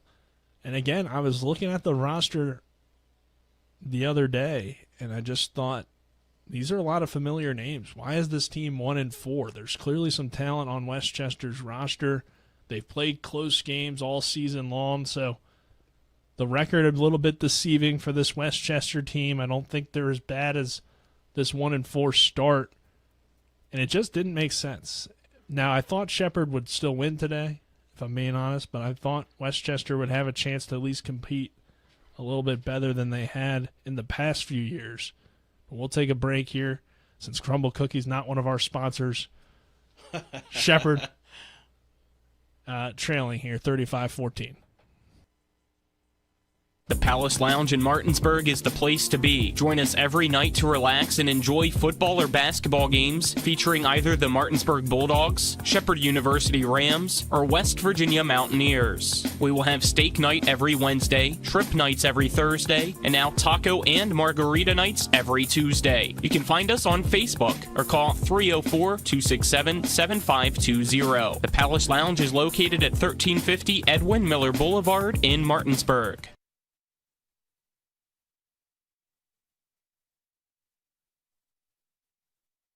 We welcome you back here. Westchester 35, Shepherd 14, and here's the running game with Jacobs. Or excuse me, they fooled me, Jordan, on the read option. I don't get fooled on those very often. You have a keen eye, Mr. Verzolini. No, I remember quite a few times as the defensive end in film session. Did you not keep contained? Gotta do your job, and that was not me always doing it. Our fourth quarter brought to you by Skinner Accident Injury Lawyers, representing accident injury claims for over 50 years. Go to SkinnerWins.com, as well as Smallwood and Small Insurance in Martinsburg, your total insurance solution at 1250 Edwin Miller Boulevard. Call 304-263-3361. 35-14 Westchester, 4.5 minutes left, 3rd and 1. They can continue to just kind of kill this clock and pick up this huge victory for them to kind of turn around their season. I mean, they're not going to probably play for any postseason, but you're 1-4, and it's still early enough in PSAC East play where I guess technically you never know what could happen, but going to be tough to make a big run, obviously.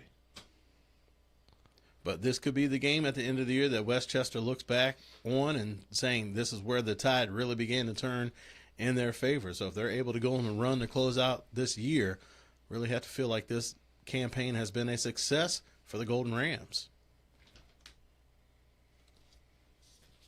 Looking back last year, they went 6-5 overall, 3-4 in the conference. So could be in a position to better those numbers this year, certainly. Here's the running game. Should have that first down. And not too often you see that Rams defensive front getting pushed off the ball like that. But again, it has just been a heavy dose of the run all game long.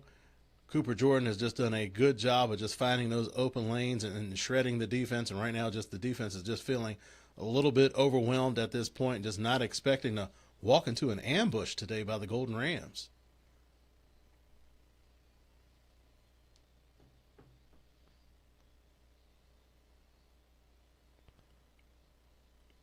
And here's the run again here with Jacobs. Shepherd defense flying to the football. We see Naeem Alexander in there. Of course, he had to sit out the first half due to the penalty he picked up last week, the targeting call. Shepherd, I guess, is using their timeouts here with 3:41 left. So we have a timeout. So let's take a 30-second break. This is Shepherd Rams football on TV 10. Rocks is 3 new chicken sandwiches for $4.99. They got the golden chicken sandwich, the hot honey mango, and one with the 4 basic food groups: chicken, buffalo, bacon, and ranch. Righteous! Rock's Local Market. 3 new chicken sandwiches, just $4.99. Rock's has 3 new chicken sandwiches for $4.99. I'm getting the golden chicken sandwich or the buffalo bacon ranch. Hot honey mango for me. Dude, you don't have any eyebrows. Rock's Local Market. 3 new chicken sandwiches, just $4.99.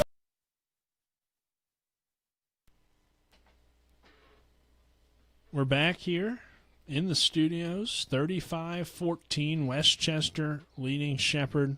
Rams, I believe, burning a timeout there before a 2nd down and 8, but just 3:41 left. I mean, with the 2-minute timeout, there's a small chance that you could make it a little bit closer at the very least, but you might as well still coach them. I mean, you expect that from a proud program like Shepherd. They're just not going to let the game run out here if they have an opportunity to. And as a coach, you're looking at the film, the situation being the way that it is. You want to see who's still in the fight late in the game. You want to know those guys that are going to be in there for 4 quarters of football. You want to see who's going to check out, who's going to stay in. So still lessons to be learned and a lot to be gained from finishing out the game strong. Even though it didn't go the way that you wanted to, you can still see who you have on your team, who are the real competitors, and who are going to be those guys that I can rely on when things are going well. It's a 3rd and 6 here for Westchester. Just over 3 minutes left. See what happens here from Cooper Jordan and the offense. As the clock rolls under 3 minutes, they're willing to take it down here with the play clock. And now they're going to, I believe, have to be burning a timeout. That is their first. So Shepherd's burned all 3 of theirs, I believe, so far. So that's why we haven't seen another Shepherd timeout. There's the Westchester timeout there. And we'll just go ahead and take one more break. And with 2:52 left, it's Westchester 35, Shepherd 14. This is Shepherd Rams football on TV 10. One of the questions lawyers get asked the most is, what is my case worth? I'm Steven Skinner, and this is my brother Andrew with Skinner Accident and Injury Lawyers. The truth is, it's very difficult for a lawyer to pinpoint a number because every case is different. We get to know each situation and we'll give you an idea of what your case is worth and why. The sooner we get involved, the better we can do getting you the compensation you deserve. Google Skinner Lawyers or go to skinnerwins.com. We'll treat you like family.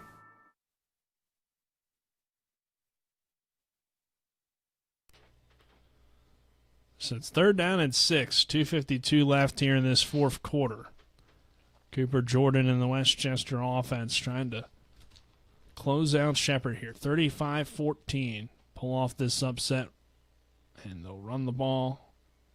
Leonardi trying to get to the outside. Shepherd does a good job of containing and forcing the punt, as we saw coming up, making that play for Shepherd was Will Johnson, the redshirt freshman defensive back, who's gotten some good playing time here recently. 4th down and 5, and Westchester will punt most likely here after the 2-minute timeout, as we only got about 20 seconds left before we hit that 2-minute timeout. 35-14 Westchester pulling off a huge upset here in the PSAC.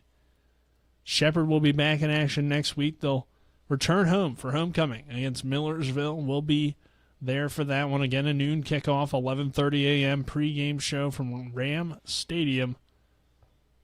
As there's the 2-minute timeout, 4th down and 8. Since it is a long one, we should probably take another break since there's not a whole lot to say at this point in the game. So there's the jester. We'll keep it here for the Westchester jester for a few seconds. All right, now we'll take our break. As this is Shepherd Rams football. If you're going to hit like trash all day, I tell you what, I got a real chance here. Oh, hey, speaking of, I was coming down the road the other day back from McIntosh Valley, and I saw a billboard with these crazy deals that Panhandle dumpsters have. Drew, hey, come on. Oh, And did you know that if you sign up, you get your first month free? Dude, sorry, man. But I just wish somebody would have told me about these crazy deals that Panhandle Dumpsters has. Drew, how many times have I told you to sign up for Panhandle Dumpsters? They give away discounts for first responders, veterans, and seniors. If you pay for a whole year, you get the 13th month free. Now shut up and watch me hit this drive.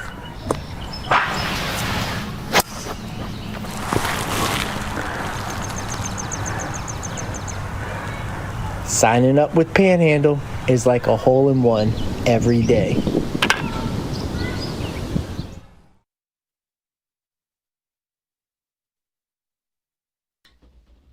We're back here for 4th down and 8 after the punt, I should say. So now it's a 1st and 10 for Shepherd. 1:51 left, 35-14.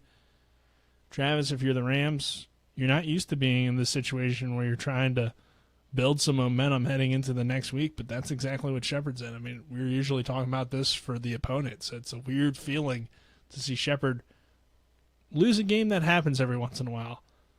But lose a game like this is in the PSAC is almost unheard of. Yeah, I mean, they got dominated seemingly from whistle to whistle, and we've seen games in the past where Shepherd has turned over the balls, but they've had enough explosive plays where they're able to overcome those turnovers, but not the case today.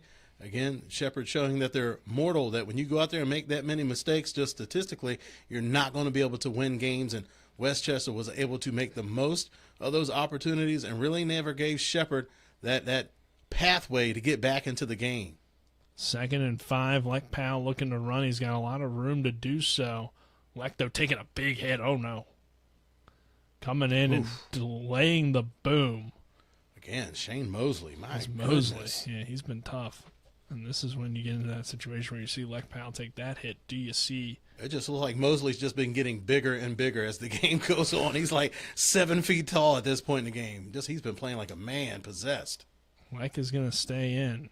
I was wondering maybe at this point you just say, all right, maybe we don't need to score before the end of this one because that's a big hit that Lech Powell took. And luckily, though, he appears to be okay. He is going to be checked out, of course, by the training staff since he took a hit to the head.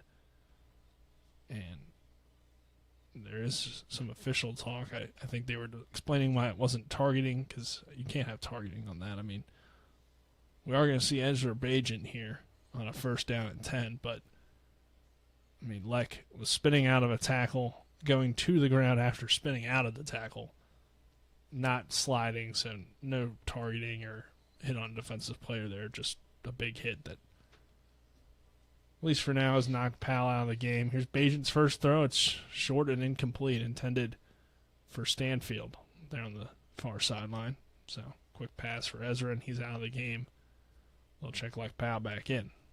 So that's good to see. Lech, all good. 2nd down and 10, under a minute, though, here in this one. So Shepherd just waiting it out. 35-14 Westchester. And what is a shocking final result. But, again, give credit to Westchester here today. Powell steps up in the pocket. Throws deep down the field, incomplete. Throwing it away. 3rd and 10. I mean, and coming into a game, you certainly have things. You have talent and experience and analytics that you want to look at. But one of the things that kind of gets lost in the shuffle is how are you going to be able to rise to the occasion? And that's something that Westchester was able to do today. They were able to rise to the occasion, and they came in, and you could look at, the turnovers and the mistakes here and there. Westchester beat Shepherd with intensity today. Like, they came in, they played like the game mattered more to them than it did for Shepherd. And again, Shepherd maybe having a little bit of a mental hangover after escaping with that win versus Lockhaven last week and really never seemed to get back into it today. And Westchester they were able to beat them in all facets of the game and just beat them with intensity. Yeah, and I think the Lockhaven game showed some of the weaknesses in this team. You saw some passes from Powell not be the most accurate in that game from the outside perspective. You saw deep balls were clearly a weakness in the Shepherd defense. And as we already kind of knew in the past, Jordan and other running quarterbacks have had big days on the ground against the Shepherd defense traditionally. So you combined all that and you don't turn the ball over, and you see what you could do if you're Westchester. I mean, if Shepherd doesn't turn it over today, who knows? Might have been a little bit of a different game, but there's a completion underneath to Cam Dorner. And that will move the chains for a first down. So Shepherd is still fighting here, but only 35 seconds left. So even a score here before the end, again, all it really does is give you that momentum heading into next week for whatever it's worth. But you just want to see your offensive unit put together a good drive. Work on that 2-minute drill. Work on that 2-minute drill. So it's like there's always things that can be gained from closing out a game, even though the outcome is pretty much decided. You want to see who are your competitors that are out there on the field that are going to give you 4 quarters week in and week out. Malachi Brown brought down on the play. I think you're already seeing that too from Leck Powell as a leader. Takes a big hit, stays in the game, wants to compete, wants to lead his team on this final drive here. Only a few seconds left, 10 seconds. Shepherd takes the snap. Powell looking deep, throws it high and intercepted if he got a foot in. I think he did. That ball picked off, and Matt Marshall coming away with it. Man, he's had a whale of a game. Like he's done so many things well, and not even like the pass breakups, just the way he's been able to bracket wide receivers away from the ball, kind of just like a basketball player boxing guys out, going up for a rebound. He's done that today, and that time he's just able to get the cherry on top, making the athletic interception there on the sideline, getting his foot down. And again, the ball's just sailing high, and just Westchester, their defense has done such a good job on that second level of making Powell have to throw the ball over those tall, rangy defenders, and the balls have just sailed when he's gone outside of the numbers. So, again, just a great game plan for Westchester coming into today's game. And you brought up a good point there, Nick. Maybe teams looked at that Lock Haven game and now have something of a blueprint when they're facing the Shepherd Ball Club. 35-14, your final score. Westchester upset Shepherd here at home, getting their first victory over the Shepherd Rams in the short, now 5-game series between these two teams. Shepherd gets its second loss of the season, and what is a rare loss in the PSAC East. But Shepherd falls today 35-14 in a stunner. We'll take another break. On the other side of that break, we'll bring you the post-game show. This is Shepherd Rams football on TV 10.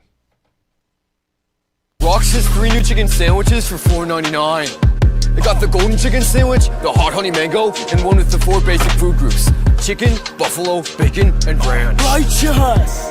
Rock's Local Market. 3 new chicken sandwiches, just $4.99.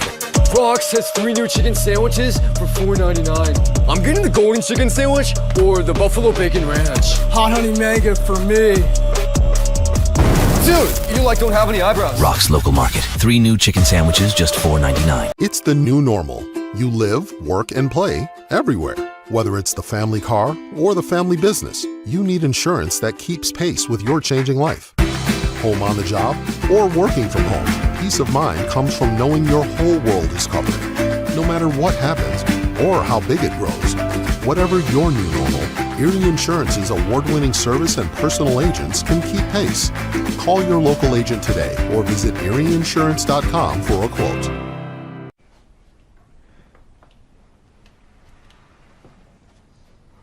Really? Yeah. I'm gonna call my parents. Dad, come over. The brisket's done. The Traeger Connected Experience. Everything you need for epic flavor, and then some. Shop now and save at Orsini's today. We're the Skinner Brothers. Most folks only need a lawyer once or twice in their lives. And when they're injured or in an accident, most people don't know what to do. We get it. It can be overwhelming. Nobody likes to be told you need a lawyer, but that's why we're here. We want to get you back to your normal life and help you recover. So if you or loved one has been in an accident, give us a call. Let us figure out how we can get you compensation. Reach us at SkinnerWins.com or Google Skinner Lawyers. we'll treat you like family. It's the post-game show as we recap the scoring, bring you stats and analysis, scores from around the PSAC and Super Region 1, the Division 1 Top 25, and the latest on the West Virginia University Mountaineers and Marshall University Thundering Herd. Let's get it started as we go back to the field and rejoin our TD10 broadcast team.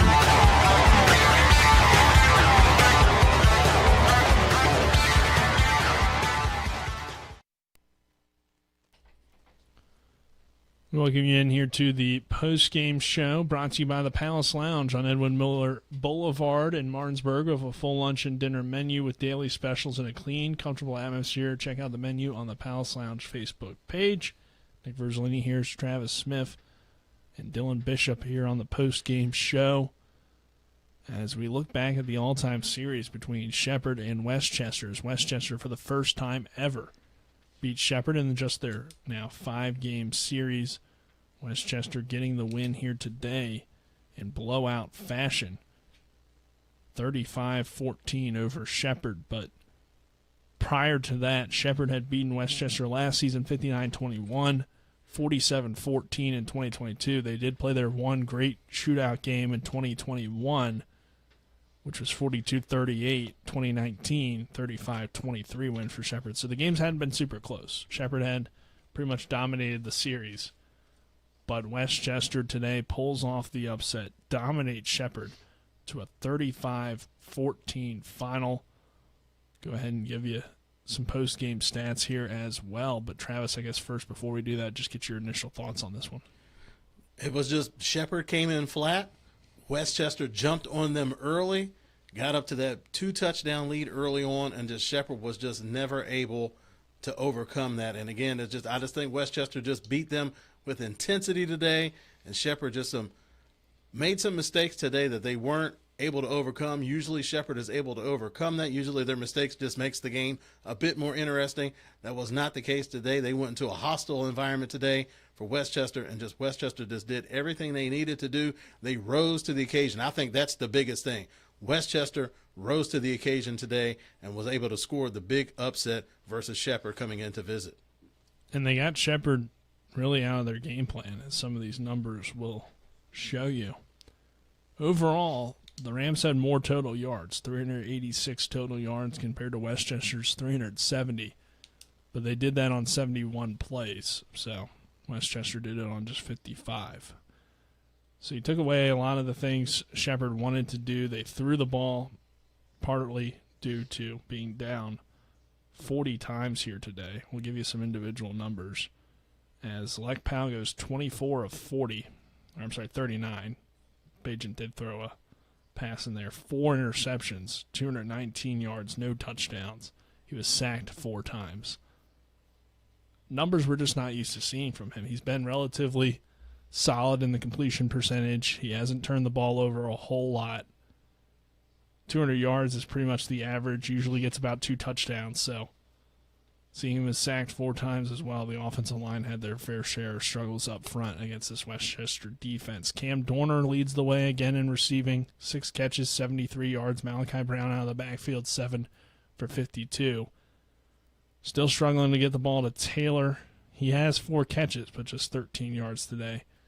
Barry Hill with 2 catches for 28. Stanfield with a nice catch in 18 yards on his 2 receptions. Those were some of the leaders today for Shepherd through the air. Malachi Brown in the running game, the numbers look great. Unfortunately, a lot of those numbers coming in that first half. Brown, 11 carries overall, 70 yards and a score. Jordan Barnett, 8 carries, 56 yards and a touchdown. And Swinehart, 5 carries, 53 yards. No score for him. For Westchester today, or first I'll give you some quick Shepherd defense. Kawoka leading the team in tackles today with 10. 2 for a loss. Harold O'Neal with 8. Komiya with 5. And 1 for a loss. For Westchester offensively, Jordan finishes 8 for 14. He didn't have to do a whole lot, but he was effective with his 164 yards and 2 scores through the air. It was Leonardi with a 62-yard touchdown. Seals with 4 catches, 61 yards, and a score. Those were your receiving leaders for Westchester. On the ground, Jordan, though, runs it 17 times for 124 yards and a touchdown, including a 72-yard run where he ended up being tackled at the 1-yard line because for some reason he slowed down.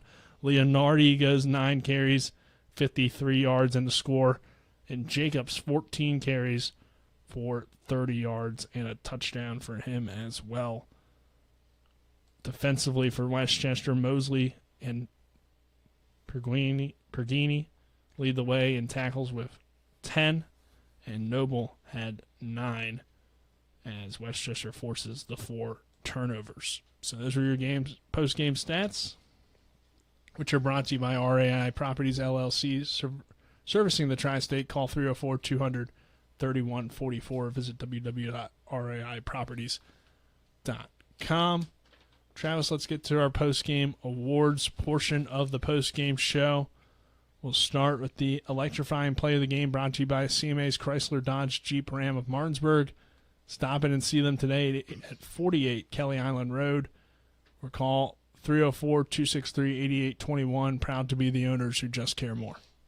Well, for my play of the game, and you touched on it there during your stat rundown, the big 72-yard run from Cooper Jordan. That was a critical point in the game where Shepherd defense really had Westchester backed up. Shepherd was needing a play to get back into the game, and they didn't get it on that one. And Cooper Jordan just shows what type of athleticism he has. For some reason, he slows down, and Dante Harrison's able to make the tackle on the goal line. But that big 72-yard run, that is my electrifying play of the game.